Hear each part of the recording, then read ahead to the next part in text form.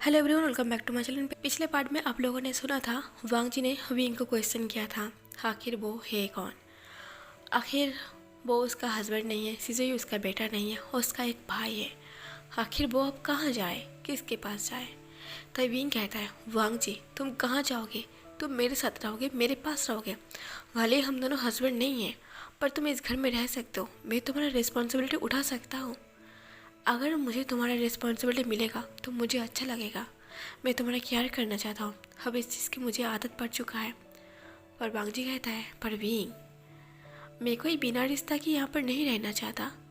तुम मेरे हस्बैंड नहीं हो और सिजुई भी तुम्हारा बेटा नहीं है, तो मुझे लगता है अब तुम्हें दूसरे रूम पर जाके सो जाना चाहिए। और सॉरी, मैं तुमसे इतने दिन से ज़बरदस्ती कर रहा था तुमसे प्यार करने के लिए। अब जब मुझे सच पता चल गई है तो मैं नहीं कहूँगा कि तुम मेरे पास आओ। ये सुन के विंग को बहुत ज़्यादा हर्ट फील हो रहा था। ऐसा लग रहा था कि इसके दिल अंदर से टूट रही है, वो हिस्सों में बांट रही है। विंग वांग जी करीब आने की कोशिश करता है और कहता है, वांग जी ऐसे बातें मत करो।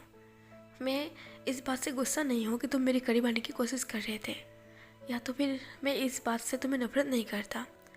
वांग जी विंग की हाथ पकड़ता है, कुछ ना बोलते उसे रूम से बाहर करके दरवाज़ा लगा देता है। विंग दरवाजे पीटते हुए कहते हैं, वांग जी दरवाज़ा ओपन करो, मुझे तुमसे बात करनी है। वांग जी कहता है, विंग तुम उस रूम में जाके सो जाओ और मुझे अकेला छोड़ दो। और हाँ, तुम फिक्र मत करो, मैं कोई गलत कदम नहीं उठाऊंगा, मैं बस अकेला रहना चाहता हूँ। और जब मुझे सच पता है कि तुम मेरे हस्बैंड नहीं हो, अब हम एक रूम पर नहीं सो सकते। वांग जी थक के अपनी बेड पर बैठ जाता है। वांग जी गई एक ही झटके में उसकी दुनिया बदल गया था। अब तक जो सच था विंग उसका हस्बैंड है, सिजुई उसका बेटा है, अब वो झूठ बन चुका था। उसकी ज़िंदगी एक झूठ बन चुका था। उसे लगता है कि वो एक नई दुनिया में आ चुका है जिसे वो किसी को नहीं जानता। वांग जी थक के बेड पर बैठ जाता है और वांग जी अपने मन में सोचता है, अगर विंग उसका हस्बैंड नहीं है, अगर लैंसजन उसका एक भाई है, सिजुई उसका बेटा है और सिजुई उसका नेफ्यू है, तो आखिर वो विंग को कैसे मिला। तो इसका मतलब विंग उसे पहले से जानता है। वहीं पर विंग का लैपटॉप पड़ा हुआ था। वांग जी तुरंत विंग के लैपटॉप को अपने हाथ पर लेता है और विंग का लैपटॉप का पासवर्ड भी वांग जी को पता था, क्योंकि अब तक वो दोनों हस्बैंड एंड हस्बैंड बन के रह रहा था। तो विंग का सब कुछ वांग जी को पता है। विंग का कोई ऐसा सीक्रेट नहीं था जो वांग जी को नहीं पता था। वांग जी तुरंत विंग के लैपटॉप को ओपन कर और एक प्रोफाइल था जहाँ पर विंग की काफ़ी सारा पुराने पिक्चर था। वांग जी सारे पिक्चर को देखने लगता है, मतलब तस्वीर को देखने लगता है जो भी लैपटॉप पर कैद था। जैसे जैसे वांग जी सारे पिक को देख रहा था, एक पिक पर वांग जी को ये समझ में आता है शायद वांग जी बीइंग का कोई असिस्टेंट या फिर पर्सनल असिस्टेंट था, जो 12 घंटे वो बीइंग के साथ ही रहता था। ऐसे कई सारे पिक्चर है वांग जी और बीइंग के साथ। एक पिक्चर में वांग जी और बीइंग ने सेल्फी भी लिया था और वांग जी बहुत खुश था और बीइंग भी बहुत ज़्यादा खुश था। तो वांग जी कहता है, क्या सिर्फ यही रिश्ता था कि वो मेरा बॉस है, या फिर मैं बीइंग से प्यार करता था। नहीं नहीं, अगर मैं बीइंग से प्यार करता था या अगर बीइंग मुझसे प्यार करता था तो बीइंग मुझे अभी पता था कि वो दोनों बॉयफ्रेंड हैं। ऐसा नहीं हो सकता। वांग जी के दिमाग में एक ख्याल आता है, अगर बीइंग उसका बॉस है तो बीइंग के पास उसका कोई अकाउंट वगैरह तो होगा। इसलिए वांग जी विंग के अकाउंट को ढूंढने लगता है, पर विंग के अकाउंट पर वांग जी का कोई अकाउंट ऐड नहीं था। इसलिए वांग जी और ढूंढने लगता है लैपटॉप पर वहीं पर विंग का एक पर्सनल अकाउंट था जिसके बारे में वांग जी को अब तक पता नहीं था, या फिर विंग ने वांग जी को छुपा कर रखा था। और वांग जी उस पर्सनल अकाउंट को ओपन करना चाहता है, पर वहाँ पर पासवर्ड लगा हुआ होता है। वांग जी उसे ओपन करने की कोशिश करता है पर वो बिल्कुल भी ओपन नहीं हो रहा था। वांग जी ने कई पासवर्ड डाल चुका था, जिसकी वजह से वांग जी के पास और एक ऑप्शन था।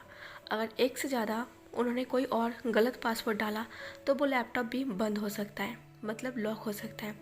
वांग जी काफ़ी सोचता है, काफ़ी सोचने के बाद ये सोचता है आखिर विंग इसका पासवर्ड क्या दे सकता है। फिर विंग को याद आता है शायद वो अपनी मॉम की या फिर डैड के नाम पर वो पासवर्ड लगा सकता है। वांग जी को ख्याल आता है अक्सर लोग अपने माँ बाप के नाम पर या फिर वो जिस पर्सन से बहुत ज़्यादा प्यार करता है उस पर्सन के नाम पर वो पासवर्ड डालता है। तो विंग के हिसाब से वो सबसे ज़्यादा वो अपनी माँ से प्यार करता है, तो हो सकता है वो अपनी माँ के नाम पर पासवर्ड डाला होगा। इसलिए वांग जी वहाँ पर पासवर्ड देता है सियानसी।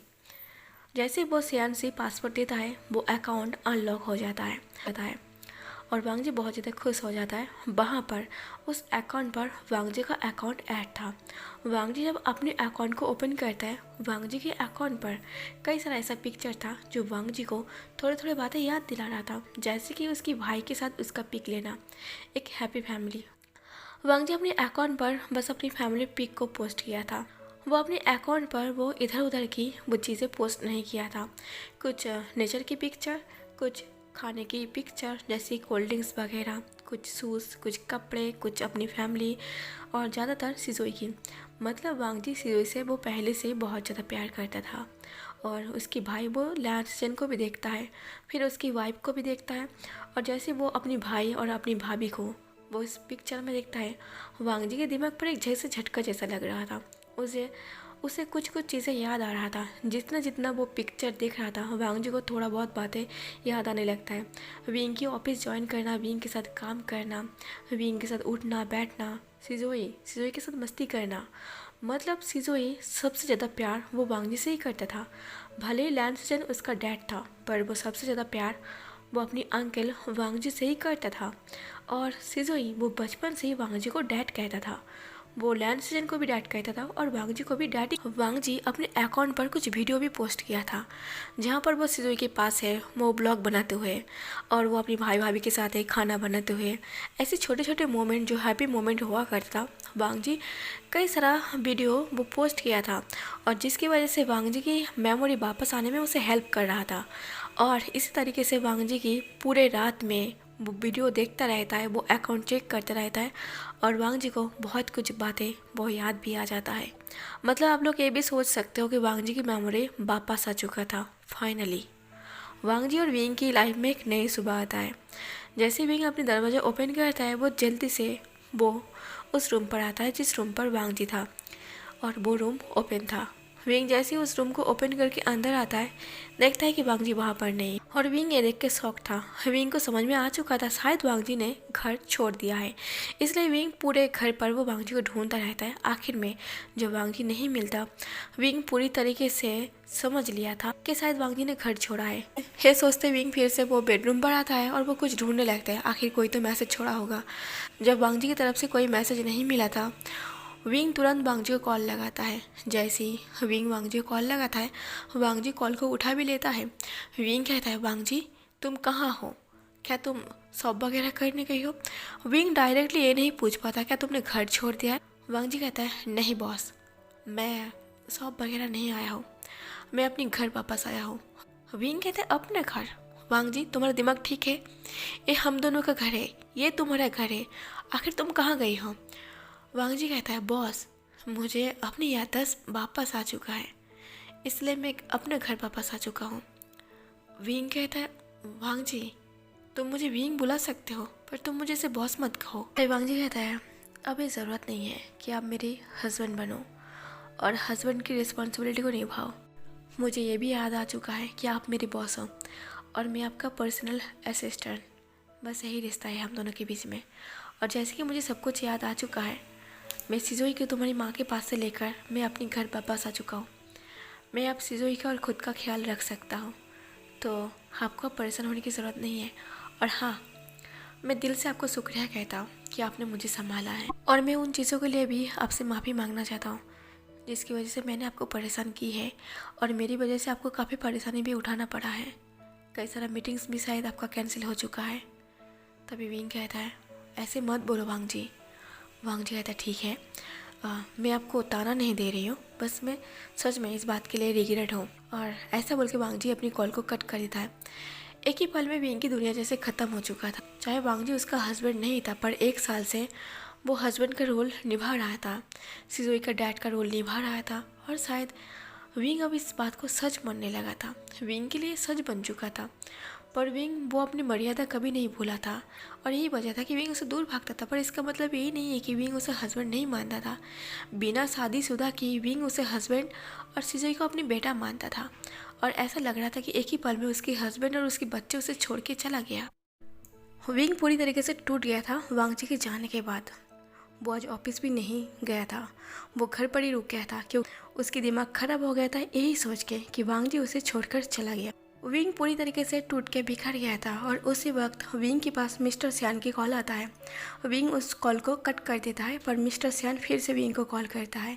विंग फिर से कॉल को कट करता है, पर तीसरी बार मिस्टर सियान फिर से कॉल करता है क्योंकि मिस्टर सियान को कुछ इंपॉर्टेंट बातें करना था। विंग मजबूर होकर वो अपने डैड का कॉल उठा लेता है। विंग हेलो कहता है, उससे पहले मिस्टर सियान कहता है, विंग सब कुछ ठीक है ना? वांगजी सिजुई को यहाँ से लेकर चला गया और वांगजी ठीक से मुझसे बात भी नहीं की। क्या तुम दोनों ने झगड़ा की है? तब विंग कहता है, नहीं डैड। तब मिस्टर सियान कहता है, तो फिर क्या हुआ है? वांगजी मुझसे ठीक से बात नहीं की और उसकी आंखें भी नम था। तभी विंग कहता है, डैड उसे सब कुछ याद आ चुका है, वो मुझे छोड़कर चला गया है और इसीलिए शायद वो आपसे बात नहीं की। तभी मिस्टर सियान कहता है, क्या उसे सब कुछ याद आ चुका है? विंग कहता है, हाँ डैड, कल मैंने गुस्से से वांगजी को वो सारा सच बता दिया है कि मैं उसका हस्बैंड नहीं हूँ, सिजोई मेरा बेटा नहीं है। कुछ ऐसा प्रॉब्लम आ चुका था जिसकी वजह से मुझे वांगजी को सच बताना था। तब मिस्टर सेन कहता है, कोई बात नहीं, वैसे भी एक न एक दिन उसे सब कुछ याद आना था और तुम्हें सब कुछ सच बताना था, तो यही सही, बस तुम फिक्र मत करो। विंग कहता है, हाँ। विंग ज़्यादा कुछ बोल नहीं पाता और मिस्टर सियान भी विंग को ज़्यादा कुछ बोल नहीं पाता क्योंकि मिस्टर सियान को पता है कि विंग अभी किस हालत पर होगा। तभी मिस्टर सियान बस एक ही बात कहता है, विंग क्या तुम यहाँ रहोगे हम दोनों के पास? मुझे लगता है वहाँ तुम्हारा अकेला रहना सेफ नहीं होगा, मतलब तुम खुद को कुछ कर न लो, मुझे पता है तुम वांगजी से बहुत ज़्यादा प्यार करते हो। तभी विंग कहता है, डैड आप फिक्र मत करो, मैं खुद को संभाल सकता हूँ, बस मुझे कुछ वक्त चाहिए और मैं आपको बाद में कॉल करूँगा। ऐसा बोल के विंग कॉल को कट कर देता है। मिस्टर सियान भी परेशान हो गया था। मिस्टर सियान मैडम सी के पास जाकर कहता है, सी वांगजी को सब कुछ याद आ चुका है और विंग बहुत ज़्यादा परेशान है, क्या हम विंग के पास चले जाएं? विंग को मैंने यहाँ पर बुला लिया था पर विंग यहाँ आने के लिए मना कर दिया। तभी सी कहता है, क्या सच में वांगजी को सब कुछ याद आ चुका है, इसलिए वांगजी इतना अपसेट रहा और वो ठीक से बात नहीं की? तब मिस्टर सियान कहता है, हाँ विंग ने तो यही बताया। तभी सी कहता है, ये तो बहुत बड़ी वाली प्रॉब्लम हो चुका है, अब विंग कैसे संभालेगा अपने आप को? आपको पता है ना विंग उससे कितना ज़्यादा प्यार करता है। ऐसा बोल के सी भी रो पड़ता है। तभी मिस्टर सियान कहता है, पर सी विंग को खुद को संभालना पड़ेगा, सच को एक्सेप्ट करना पड़ेगा और इसमें हम कुछ नहीं कर सकते, एक ना एक दिन ये होना ही था, हम सबको पता है। तभी सी भी सर झुका लेता है क्योंकि मिस्टर सियान की बात सही था। मिस्टर सियान कहता है, क्या हम दोनों विंग के पास जाएं? तभी सी कहता है, मुझे लगता है विंग को थोड़ा अकेला वक्त देना चाहिए, शायद हम दोनों के होने से वो और ज़्यादा परेशान हो जाए, शायद वो खुद को संभाल लेगा। ऐसा करते हैं कि हम 2 दिन बाद चले जाएंगे। तब मिस्टर सियान कहता है, ठीक है, मुझे लगता है यही सही होगा, 2 दिन बाद हम चले जाएंगे। इधर हम वांगजी को दिखाते हैं। वांगजी सिजोई को लेकर वो अपने घर पर आया था। एक छोटा सा घर था वांगजी का, पर वो बहुत ज़्यादा खुश था, उस घर में खुशियाँ ही खुशियाँ था। वांगजी जब डोर को ओपन करता है, वांगजी के कान पर सिजोई की खेलना, भागना, हंसना वो याद दिला रहा था। जैसे सिजोई बचपन से वांगजी के साथ सबसे ज़्यादा अटैच था, लैंड सीजन से भी ज़्यादा। सिजोई तो वांगजी को अपने डैड भी कहता था क्योंकि जब सिजोई छोटा था तब उसे अंकल बोला नहीं जाता था, इसलिए वो लैंड सीजन को भी डैड बोलता था और वो वांगजी को भी डैड बोलता था। सिजोई वांगजी का उंगली पकड़ा हुआ था और वांगजी सिजोई को लेकर जब अपने घर पर कदम रखता है, वांगजी कान पर एक वॉइस सुनाई देता है, जैसे कि उसकी भाई उसको बुला रही है चिल्ला के और शायद वो उससे गुस्सा भी है। वांगजी दूसरी तरफ अपने फेस को टर्न करता है, देखता है कि उसकी भाई की वाइफ जी किंग सी वो तुरंत वो लैंड सीजन के पास आता है और कहता है, आप उसे चिल्ला क्यों रही हो? सीजन कहता है, क्यों ना चिल्लाओ, देखो वांगजी ने क्या हरकत की है। ऐसा बोलकर उसे एक फ़ोन दिखाने लगता है। जी किंग सी उसे देखकर हंसने लगता है। सीजन कहता है, तुम हंस रही हो? वो बिना बताए मेरा वीडियो निकाला और वो पोस्ट भी कर दिया, देखो। जी किंग सी कहता है, तुम गुस्सा क्यों कर रहे हो, देखो इसमें कितना सारा व्यूज़ है, कितना लाइक है और कितने लोग तुम्हारी तारीफ कर रही है कमेंट पर। तभी लैंड सीजन कहता है, पर मुझे ये सब अच्छा नहीं लगता, वो बिना बताए मेरा वीडियो निकाला और फिर पोस्ट भी कर दिया। तभी तुरंत वो सीन गायब हो जाता है और वांगजी उस सीन को फिर से ढूंढने लगता है, जैसे कि उसकी भाई और उसकी भाभी अभी तक उसकी आंखों के सामने खड़ा था।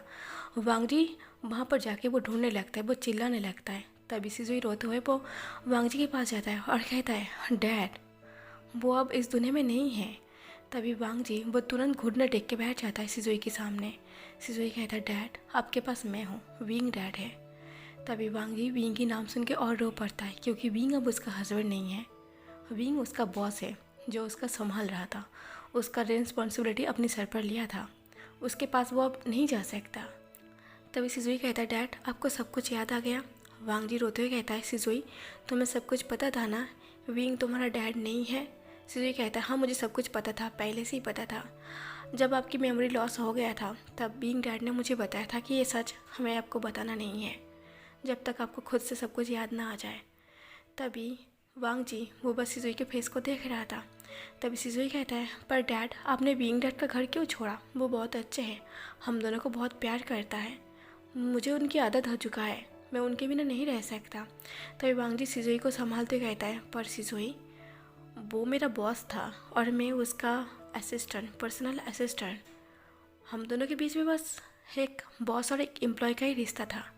जब मुझे सच पता है मैं उनके साथ कैसे रह सकता हूँ? तब सिजुई कहता है, क्या विंग डैड आपको प्यार नहीं करता?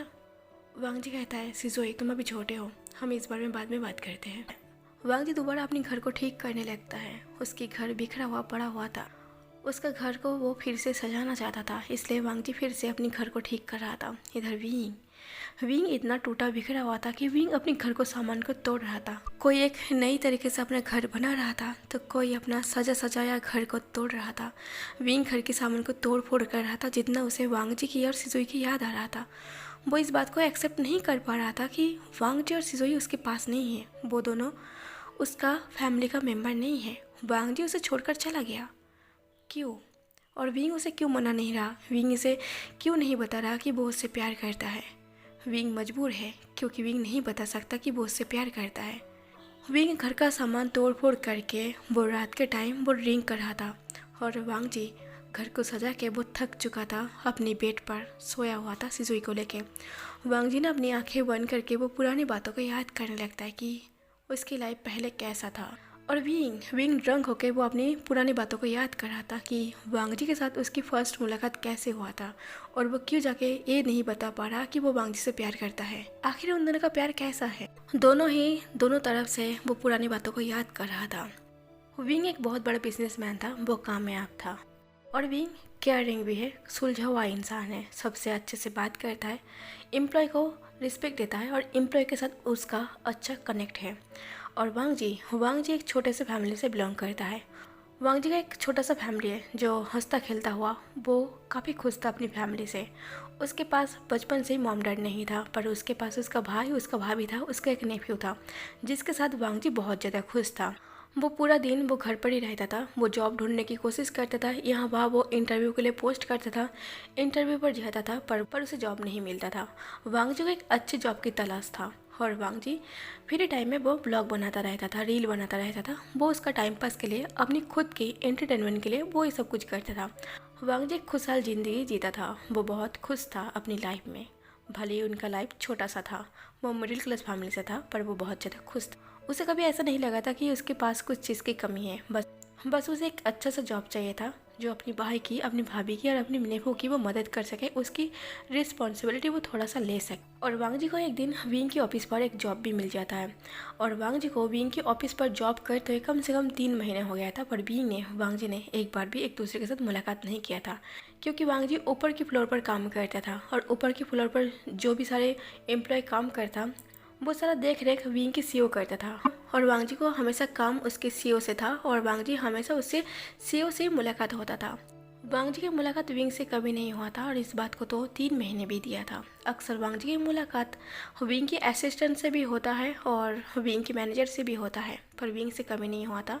एक दिन कुछ काम की वजह से विंग की असिस्टेंट लू फेंग कहता है, बॉस मुझे लगता है आपको एक बार ऊपर की फ्लोर पर जाके चेक करना चाहिए कि वहाँ का काम कैसे चल रहा।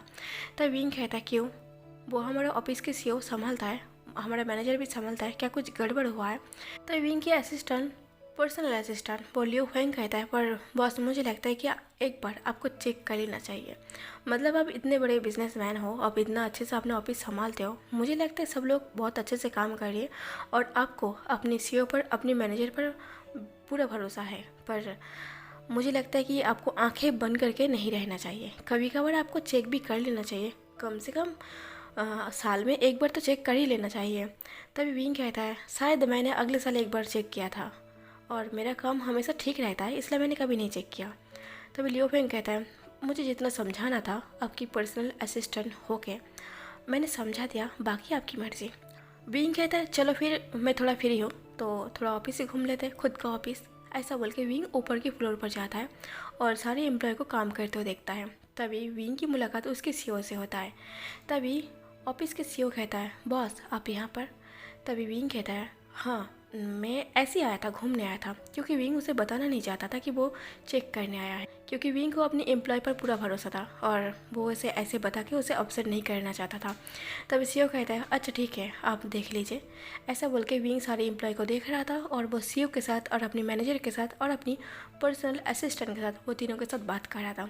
तभी एक डेस्क पर वांगजी भी काम कर रहा था। विंग की फर्स्ट नज़र वांगजी के ऊपर पड़ता है। वो बहुत ही ज़्यादा खूबसूरत क्यूट दिख रहा था और वो काम बहुत मन लगा के कर रहा था। विंग तुरंत वांगजी के पास जाता है। वांगजी जो विंग को नोटिस नहीं किया था, वो बस अपनी आंखें वो कंप्यूटर पर लगा के रखा था और वो काम कर रहा था।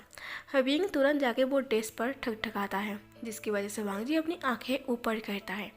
वांगजी और विंग की ये पहला आई कांटेक्ट था। विंग बस उसे देखता ही रहता है। विंग की आंखें जैसे वहीं पर रुक गया था और उसकी सांसें एकदम के लिए अटक गया था। वांगजी की एक नज़र देखना विंग की सांसें को रोकने के लिए काफ़ी था। वांगजी सीईओ को देख के तुरंत उठ के खड़ा होता है। वो विंग को पहचानता नहीं था, बस वहाँ पर सीईओ खड़ा था, इसलिए वांगजी उठ के खड़ा होता है और सीईओ को देखते हुए कहता है गुड मॉर्निंग सर। तभी सीईओ हंस पड़ता है और कहता है ये तुम्हारा असली बॉस है मिस्टर वी भूसियान, तुम इसे गुड मॉर्निंग विश करो। तभी वांगजी कहता है oh sorry sir, good morning. तभी विंग कहता है कोई बात नहीं, तुम मुझे पहली बार देख रहे हो ना इसलिए। वांगजी कुछ नहीं कहता, वो चुप रहता है। वांगजी साइलेंस खड़ा था, इसलिए विंग कहता है क्या मैं तुम्हारा डॉक्यूमेंट चेक कर सकता हूँ, मतलब फाइल। तो वांगजी कहता है वो श्योर। ऐसा बोल के वांगजी विंग को अपना डॉक्यूमेंट्स देता है। विंग उसका पूरा डॉक्यूमेंट्स चेक करता है, वो किस लेवल तक पढ़ाई की है, मतलब क्या क्या चीज़ें की वो कंप्लीट की है। जब विंग पूरा प्रोफाइल पढ़ता है वांगजी की, तब विंग कहता है तुम तो काफ़ी इंटेलिजेंट हो और तुम्हारे अंदर काफ़ी टैलेंट है तुम्हारी फाइल के हिसाब से, इस हिसाब से तुम्हें और ऊंची पोजीशन पर जॉब मिलना चाहिए था। तो वांगजी थोड़ा नर्वस होते हुए हिचकिचाते कहता है दरअसल मैं काफ़ी टाइम से जॉब ढूंढने की कोशिश करी हूँ, मुझे ढंग सा एक जॉब नहीं मिल रहा था, बड़ी मुश्किल से मुझे यहाँ पर काम मिला है, तो इसलिए मैं इसे खोना नहीं चाहता। यहाँ पर मुझे जितना सैलरी देता है मेरे हिसाब से मेरा चल जाता है, पर अगर मुझे इससे अच्छा ऊंची पोजीशन में काम मिल जाता तो मुझे अच्छा लगता। तो विंग कहता है क्या तुम मेरा पर्सनल असिस्टेंट बनोगे। तो वांगजी कहता है क्या। वांगजी एकदम के लिए सुन के चौंक गया था, क्योंकि ये बहुत बड़ा पोजीशन था, बॉस के साथ रहना, बॉस के साथ काम करना, ये तो वांगजी के लिए बहुत ज़्यादा था। तभी वो पर्सनल असिस्टेंट जो वांगजी का था अभी लियो फेंग, वो तुरंत विंग को आंखें दिखाने लगता है और विंग उसे आंखों के इशारों में चुप करने के लिए कहता है और विंग की पर्सनल असिस्टेंट वो चुप हो जाता है। वांगजी कहता है सर आप ये क्या बोल रही हो। विंग कहता है क्या तुम करना चाहते हो तो तुम कर सकते हो, आई थिंक मेरे ख्याल से ये तुम्हारे लिए परफेक्ट रहेगा। वांगजी कुछ बोल नहीं पा रहा था, पर वांगजी की शक्ल को देख के समझ में आ रहा था कि वो करना चाहता है। तो विंग कहता है ठीक है कल से तुम पर्सनल असिस्टेंट की जॉब पकड़ लेना, ठीक है। ऐसा बोल के विंग वहाँ से चला जाता है। विंग बहुत ज़्यादा खुश था और विंग के पीछे पीछे लियो फेंग वो विंग को कहता है बॉस ये आपने क्या कर दिया, आपने मेरी जॉब किसी और को दे दी और ऐसे बिना वजह बिना नोटिस की, आप ऐसा नहीं कर सकते मेरे साथ। तो विंग कहता है चुप रहो। तब लियो फेंग कहता है पर बॉस आपने मेरी जॉब ऐसे ही छीन ली मुझे बिना कोई नोटिस दिए, आप ऐसा काम नहीं कर सकते मेरे साथ। विंग कहता है चुप रहो। तब लियो फेंग कहता है मैं चुप कैसे रह जाऊँ, आप अचानक ही किसी और को मेरी जॉब दे दी, मेरी जगह दे दी और आप कह रहे हो कि मैं चुप रहूँ। तब विंग अपने कदमों को रोकता है और कहता है लियो फेंग चुप रहो, तुम्हें मैं कोई और जॉब दे दूँगा। ऐसा बोल के विंग चुपचाप वो अपनी नीचे चला जाता है, अपनी ऑफिस पर चला जाता है, अपनी कैबिन पर। लियो फेंग भी चुप हो जाता है, पर लियो फेंग अपने मुंह फुला के रखा था। विंग अपना काम कर रहा था और लियो फेंग को काफ़ी टाइम तक ऐसा मुंह बंद करके हुए देख के, मुंह फुलाते देख के विंग कहता है तुम फिक्र क्यों कर रही हो, तुम्हें जितना सैलरी मिलता है तुम्हें उतना ही सैलरी मिल जाएगा, बस कुछ दिन तुम और कोई जॉब कर लो मेरी ऑफिस पर, फिर उसके बाद तुम्हारी जगह तुम्हें मिल जाएगा, तुम मेरे फिर से पर्सनल असिस्टेंट बन जाओगे। तब लियो फेंग कहता है पर बॉस आप ऐसा क्यों कर रही हो, आपके ऐसे करने की पीछे कोई वजह है। विंग कहता है थोड़ा वक्त दे दो मुझे, जब मेरा काम सक्सेस हो जाएगा तो मैं तुम्हें बता दूंगा आखिर बात क्या है, और ये जान के तुम्हें भी खुशी मिलेगा। और हाँ तुम मेरा पर्सनल असिस्टेंट हो, पर्सनल असिस्टेंट ही रहोगे और तुम्हें उसी तरह सैलरी मिलता रहेगा अब तक जितना मिलता है, बस कुछ दिन के लिए मुझे अकेला छोड़ दो उस पर्सन के साथ। उसका नाम क्या है? सॉरी, मैंने तो उसका नाम ही नहीं पूछा। क्या तुम्हें पता है उसका नाम क्या है? तभी लियो फेंग कहता है, हाँ मुझे पता है, आखिर में मैं आपका पर्सनल असिस्टेंट हूँ, मैं सब कुछ ख्याल रखता हूँ। तभी विंग कहता है, तो फिर बताओ उसका नाम क्या है? तभी लियो फेंग कहता है, उसका नाम लान वांगजी है। विंग कहता है, इंटरेस्टिंग, लान वांगजी, उससे मिलने के लिए मैं थोड़ा बेताब हूँ। तभी लियो फेंग कहता है, बॉस मैं क्या ये मान लूँ आप उससे? विंग कहता है, क्या तुम क्या बोलने की कोशिश कर रही हो? तभी लियो फेंग कहता है, कहीं ऐसा तो नहीं कि पहली नज़र में आपको वो इंसान पसंद? विंग हंसते हुए कहता है, तुम तो बहुत ज़्यादा इंटेलिजेंट हो। तभी लियो फेंग अपनी कॉलर को ऊंचा करते हुए कहता है, आखिर मैं आपका असिस्टेंट हूँ और मेरा बॉस इतना इंटेलिजेंट है तो उसका असर तो मेरे ऊपर होना ही था। विंग कहता है, मेरी तारीफ़ कर रही हो या फिर तुम खुद की तारीफ़ कर रही हो? तभी लियो फेंग कहता है, हम दोनों की तारीफ़ कर रही हो। ऐसा बोल के तो कुछ दिन बीत गया था और वांग जी विंग का पर्सनल असिस्टेंट बन गया था। अब विंग कहीं पर भी मीटिंग जाता है वो ज़बरदस्ती वांग जी को लेकर जाता है।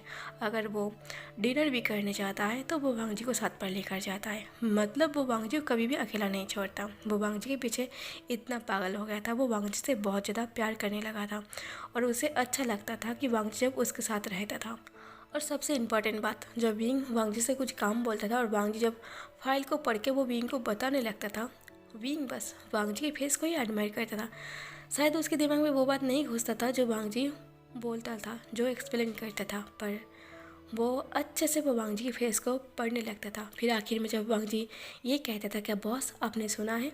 विंग कहता है, हाँ मैंने काफ़ी अच्छे से पढ़ा है। पर विंग विंग तो फाइल की बातें नहीं, विंग तो वांग जी का फेस अच्छे से पढ़ा था। विंग बहुत ज़्यादा खुश था और आजकल विंग बहुत ज़्यादा खुश रहने लगा था। ये देख के मिस्टर सियान वो विंग से पूछता है, विंग क्या बात है आजकल बहुत खुश रहने लगे हो? तब के टाइम में विंग अपनी मॉम डैड के साथ रहता था, वो अकेला नहीं रहना चाहता था, उसे अकेला रहना पसंद नहीं है। तभी विंग कहते हैं, हाँ डैड बात ही कुछ ऐसा है कि मैं आजकल बहुत खुश रहने लगा हूँ। तभी सी भी आ जाता है, डिनर टेबल पर बैठ जाता है और कहता है, आजकल तुम बाहर बहुत ज़्यादा डिनर कंप्लीट करके भी आ रही हो, बाहर का खाना खा रही हो, तुम्हारी हेल्थ के लिए सही नहीं है। विंग कहता है, मेरे बाहर डिनर करने का मतलब कुछ और ही है। ऐसा नहीं है कि मैं आपकी हाथ की खाना खा खा के पक चुका हूँ, बस मुझे किसी और के साथ डिनर करना पसंद है। और उसे ये लगता है कि मुझे बाहर डिनर करना पसंद है। उसे ये नहीं पता कि मुझे घर का खाना अच्छा लगता है, पर ये वजह है कि मैं उसके साथ डिनर करना चाहता हूँ, बस इसलिए मैं अक्सर बाहर डिनर करने लगा हूँ। तभी मैडम सी कहता है, पर ये पर्सन कौन है तुम जिसके बारे में बात कर रही हो? मुझे ऐसा क्यों लगता है कि तुम्हें कोई पसंद आ चुका है, मेरे बेटे को शायद प्यार हो चुका है। बीइंग बड़ी खुश होकर बड़ी स्माइल के साथ वो अपनी माँ को कहता है, मॉम आपने सही समझा, मुझे किसी और से प्यार हो चुका है और मैं बहुत जल्द शादी करना चाहता हूँ। तभी मिस्टर सियन कहता है, क्या तुम किसी से प्यार करते हो और उससे शादी करना चाहते हो? बीइंग कहता है, हाँ जब से मैं उसे देखा ना, मुझे उससे दूर रहने का मन नहीं करता और मुझे अभी शादी करने का मन है, क्योंकि मैं उसे अपने आप से दूर नहीं रख सकता। तो मिस्टर सियान कहता है, अगर मेरे बेटे उस इंसान से इतना ज़्यादा प्यार करता है, उसे शादी भी करना चाहता है, मतलब इतना बेताब है, तो हम उसे मिलवाने के लिए लेके आ जाओ। विंग कहता है, आप दोनों उससे मिलना चाहते हो? मिस्टर सियान कहता है, तुम उसकी इतनी तारीफ़ कर रहे हो, अब तो मैं भी बेताब हूँ उसे देखने के लिए। विंग कहता है, ठीक है वो बहुत अच्छा है, मैं जो भी बोलता हूँ ना वो एक झटके में मान जाता है, तो मैं उससे बात करके मैं उसे मिलने के लिए लेके आ जाऊँगा। कुछ दिन हो गया था, विंग को हिम्मत नहीं मिल रहा था वो किस मुंह से बोले कि वो अपनी फैमिली से मिले। मतलब फैमिली से मिलवाने के लिए उसे कुछ रीज़न तो बताना पड़ेगा ना, इसलिए विंग को हिम्मत नहीं मिला था और कुछ दिन बीत गया था। कुछ दिन का मतलब कि शायद एक हफ्ता बीत गया था। आखिर में मिस्टर सियान विंग को कॉल करता है, तो विंग ऑफिस पे था और वांग जी उसके सामने की सीट पर बैठा था, कुछ काम वो लोग कर रहा था। वांग जी को समझा रहा था और विंग काफ़ी सीरियस होकर उस बात को समझ रहा था। और तभी मिस्टर सियान का कॉल आता है। विंग उस फाइल को पढ़ते हुए वो अपनी डैड का कॉल उठा लेता है। तभी मिस्टर सियान कहता है, विंग तुम उसे कब लेकर आ रही हो? विंग कहता है, डैड मुझे अभी तक हिम्मत नहीं मिला, मैं उसे बताऊँ कि मैं उससे प्यार करता हूँ या फिर मैं आपसे मिलवाना चाहता हूँ। तभी वांग जी तुरंत विंग की फेस को देखने लगता है, क्योंकि ये सुन के वांग जी शॉक्ड हो गया था। तभी मिस्टर सियान कहता है, मुझे नहीं लगा था कि तुम इतना डरपोक हो, तुम जिस तरीके से मुझे बता रहे थे मुझे तो लगा था तुम अगले दिन ही उसे मिलवाने के लिए लेके आओगे। तभी विंग कहता है, डैड आपने मॉम से शादी लव मैरिज किया था फिर अरेंज मैरिज? मिस्टर सियान कहता है, मैं इतना बेवकूफ़ नहीं हूँ कि मैं किसी से प्यार करूँ, और मेरा कोई एक सेल्फ रिस्पेक्ट है, मैं किसी के पीछे क्यों भागूँ? मैंने अरेंज मैरिज किया था। विंग कहता है तभी तक मुंह बंद ही रखो, आपको कुछ नहीं पता। अगर आपको प्यार हो जाता ना तो आपको समझ में आता कि ये कितना डराने वाली बात है। अगर उसने ना कह दिया तो आप समझ रही हो ना। तभी वांग जी बस विंग की बातों को सुन रहा था। मिस्टर सियान कहता है मुझे कुछ नहीं पता, तुम बस उसे आज ही लेकर आओगे, तभी मैं मानूंगा कि मेरा बेटा कुछ काम का लायक है। विंग कहता है ओके, मैं कोशिश करता हूँ, पर मेरे पास अभी काम है, मैं आपसे बाद में बात करूँगा। तभी मिस्टर सियान कहता है अगर उसे लेकर आते हो तो मुझे इन्फॉर्म कर देना, ठीक है, क्योंकि तुम्हें पता है ना वो हमारे घर में फर्स्ट टाइम आ रही है, तो उसके लिए अरेंजमेंट तो कुछ ज़्यादा ही करना पड़ेगा, मतलब उसके लिए बिग वेलकम होना चाहिए ना।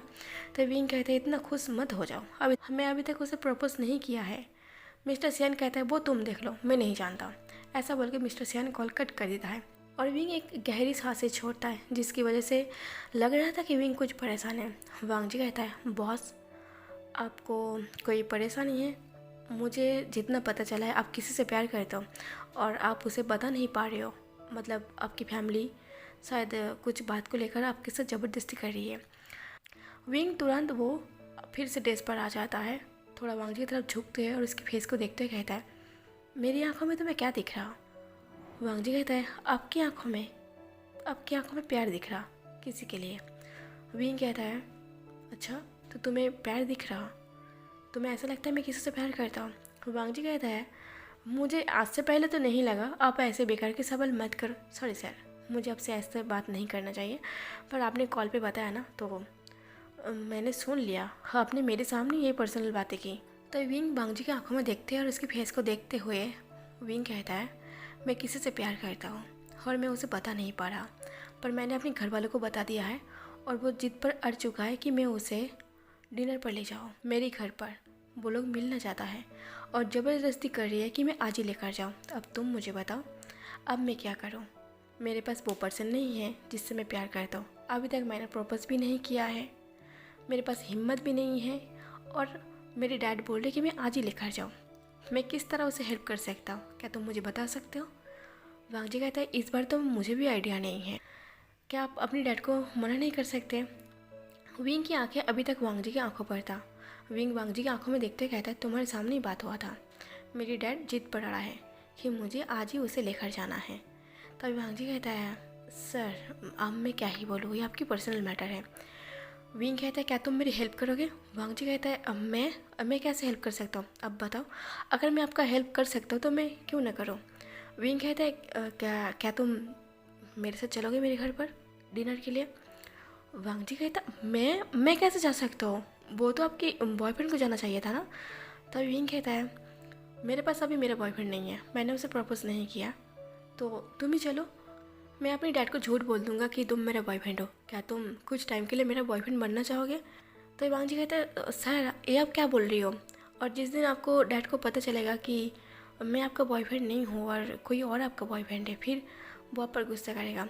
विंग कहता है तुम्हें क्या लगता है मेरे डैड मेरे ऊपर गुस्सा करेगा? अरे वो बहुत ज़्यादा मजाक वाला इंसान है, वो बहुत मजाक करता है और वो मुझे तो कभी भी नहीं डांटेगा।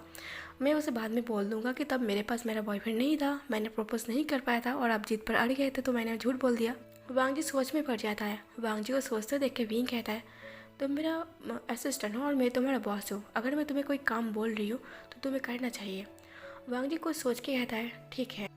वांग जी कहता है ठीक है, पर बाद में आपको संभालना है, मैं इस चीज़ से हट जाऊंगा बस आज के लिए।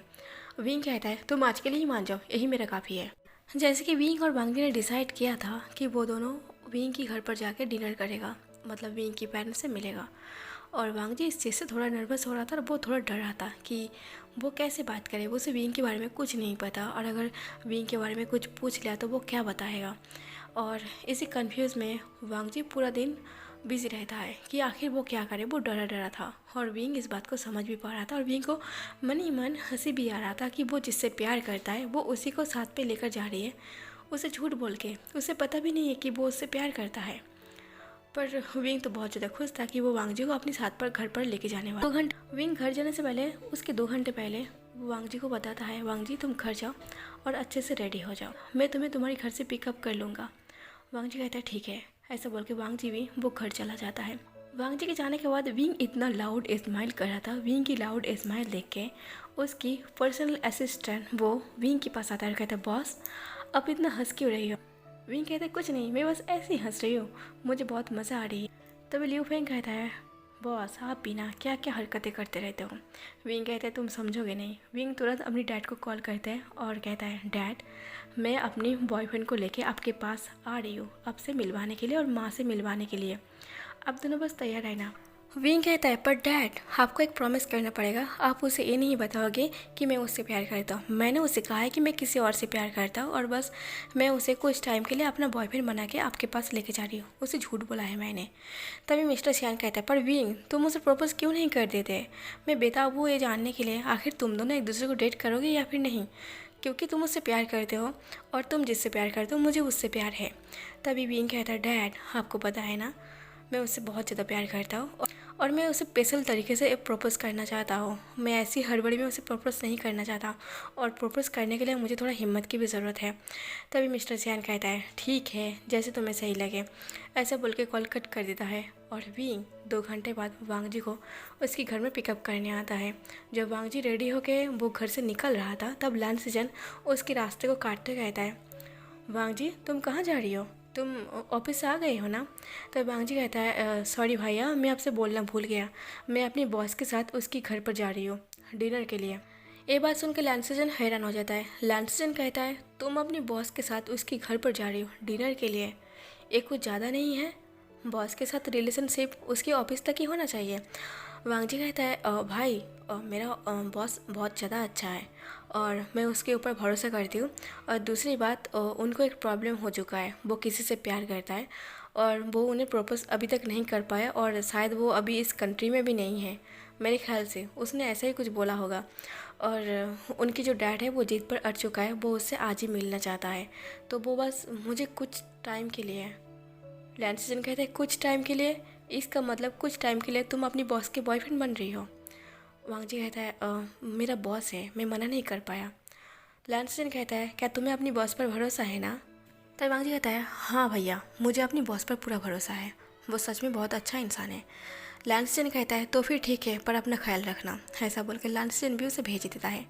विंग अपनी कार के सामने वो वांग जी का वेट कर रहा था। विंग बहुत ज़्यादा खुश था और वांग जी भी वो नर्वसली विंग के सामने आके खड़ा होता है। विंग कहता है, इतना डर क्यों रही हो तुम? वांग जी कहता है, क्यों न डरूं, मैंने आज तक उन दोनों को नहीं देखा और तुम्हारी और आपकी वो पेरेंट्स है, मुझे नहीं लगता वो क्या क्या सवाल करेगा। तभी विंग कहता है, तुम इतना डरो मत, मैंने पहले ही अपनी डैड को और अपनी मॉम को बोल दिया है वो दोनों तुमसे कोई सवाल न करें, क्योंकि तुम पहले से डरे हुए हो तो तुम बेफिक्र रहो, बस इंजॉय करना अपना डिनर और बस उनके सामने बैठे रहना क्योंकि उन दोनों को तुम्हें देखना है। वांग जी कहता है, ये तो बहुत डिफ़िकल्ट है ना। विंग कहते हैं, कोई बात नहीं, चलो तुम्हारे मूड को ठीक करने के लिए हम एक सेल्फी लेते हैं क्योंकि तुम बहुत ज़्यादा हैंडसम दिख रही हो। तभी वांग जी थोड़ा साई फील करते कहता है, आप भी बहुत हैंडसम दिख रही हो बॉस। तभी विंग कहता है, अरे तुम मुझे ऐसे बॉस मत बोलो तो मेरे डैड को शक हो जाएगा। वांग जी कहते हैं, तो फिर? विंग कहते हैं, तो फिर तुम मुझे विंग बोलो। तभी वांग जी कहता है, मैं आपको आपके नाम से बोलूँ?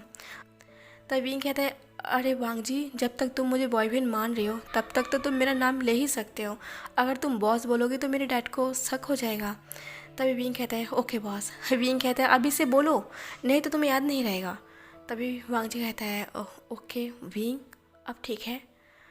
वांग जी कहता है, ये थोड़ा ऑकवर्ड फील हो रही है मुझे। विंग कहता है, कोई बात नहीं तुम्हें आदत पड़ जाएगा। ऐसा बोल के विंग तुरंत वो उन दोनों का एक पिक लेता है और वो बहुत खूबसूरत लग रहा था। विंग वांग जी को लेके वो अपनी घर पर आता है। जब विंग और वांग जी घर के डोरबेल नॉक करता है तब मैडम सी और मिस्टर सियान वो दोनों ही हंसते हुए दरवाजे को ओपन करता है। मिस्टर सियान ने और मैडम सी ने पूरे घर को डेकोरेट किया था वांग जी के लिए। वो बहुत खुश था, बहुत कुछ डिनर में बनाया था और सारा कुछ वांग जी का फेवरेट बनाया था और वो दोनों काफ़ी बातें करके वो लोग बहुत खुश था। डिनर टेबल पर जब बैठ जाता है वांग जी देखता है डिनर में सारा कुछ उसका ही फेवरेट है। वांग जी कहता है, ये सब तो मेरा फेवरेट है। तभी मैडम सी कहता है, विंग ने हमें इन्फॉर्म किया था कि तुम्हें क्या क्या पसंद है। तभी वांग जी एकदम के लिए हैरान हो जाता है और वो विंग की फेस को देखने लगता है। विंग नर्वसली उसे आंसर करता है, अरे तुम ब्लॉग बनाते हो ना, मैंने तुम्हारी आईडी चेक की है और तुम अपना सारा चीज़ें बताते रहते हो कि तुम्हें क्या पसंद है क्या ना पसंद है, तुम अपनी लाइफस्टाइल के बारे में बताते रहते हो। तो उसी से मुझे पता चला है कि तुम्हें क्या क्या पसंद है। तभी वांग जी कहता है सर आपको मेरा आईडी पता है। विंग कहता है तुम मेरे ऑफिस में काम करते हो तो तुम्हारा आईडी पता होना ही नॉर्मल बात है ना। वांग जी कहता है हाँ शायद। ऐसा बोल के वो लोग डिनर कंप्लीट कर लेता है और उससे माँ बाप से मिल के विंग अब वांग जी को लेके वो घर की तरफ जा रहा था, क्योंकि वांग जी को उसे घर पर भी छोड़ना था। पर बीच रास्ते पर विंग अपना कार रोक देता है। विंग को कार को रोकते हुए देख के वांग जी कहता है बॉस आपने कार को क्यों रोक दी। तब विंग कहता है बाहर आओ थोड़े टाइम के लिए, मुझे कुछ बातें करनी है तुमसे। वांग जी कहते हैं कुछ सीरियस मैटर है।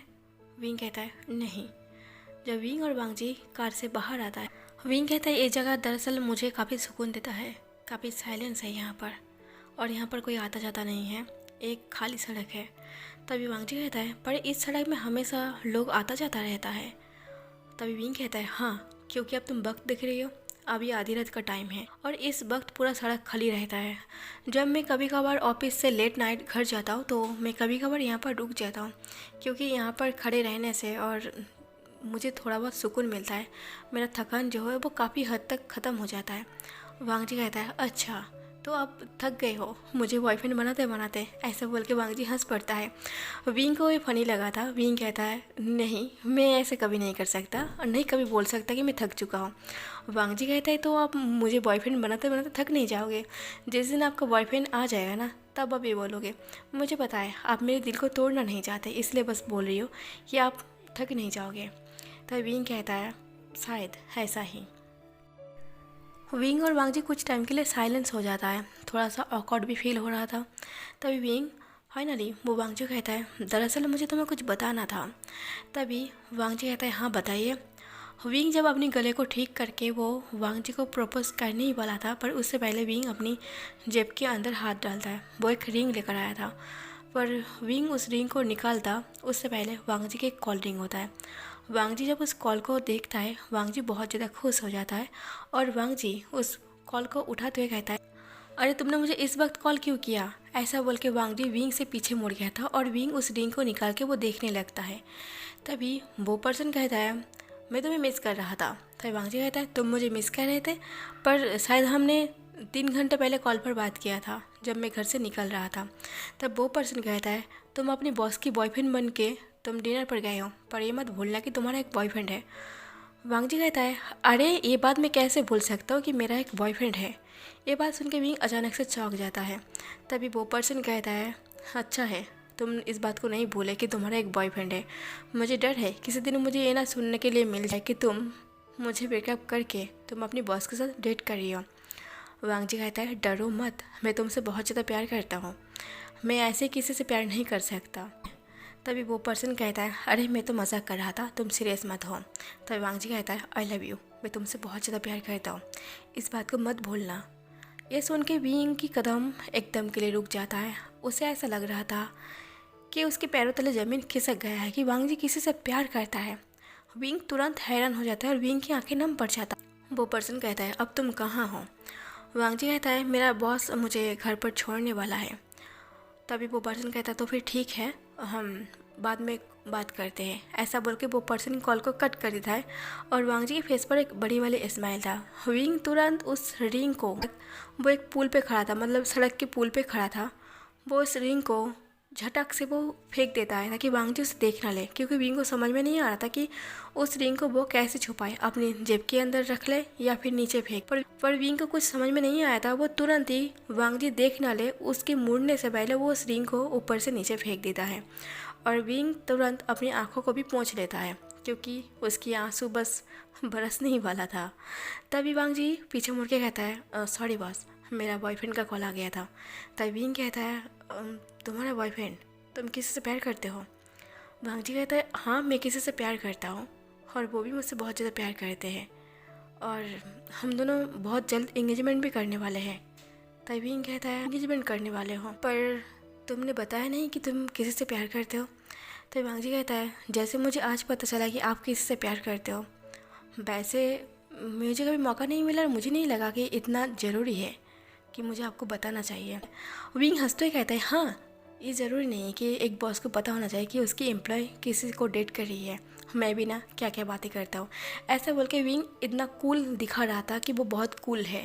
ये बात नॉर्मल है कि वांग जी किसी से प्यार करता है, उससे अपसेट नहीं होना चाहिए, वो बस खुद की मन में ऐसे बातें कर रहा था। तो वांग जी कहता है बॉस आप कुछ बताने वाले थे। विंग कहता है मैं अपने बॉयफ्रेंड के बारे में बताना चाहता था।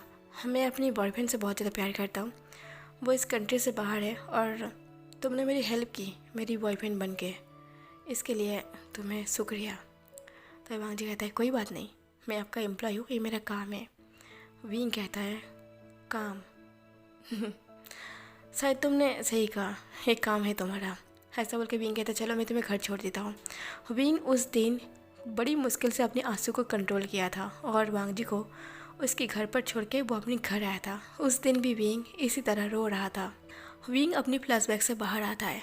विंग कहता है आखिर मैं तुमसे इतना ज़्यादा प्यार करता हूँ, मैं तुम्हारा इतना करीब था, तुम्हारे करीब आकर भी मैं तुम्हारे कभी करीब नहीं आ पाया। तुम मेरे साथ मेरे हस्बैंड बन के मेरे घर पर रह रहे थे, मैं तुम्हारे करीब आना चाहता था, मैं तुमसे प्यार करना चाहता था, पर शायद वो मेरा हक नहीं था।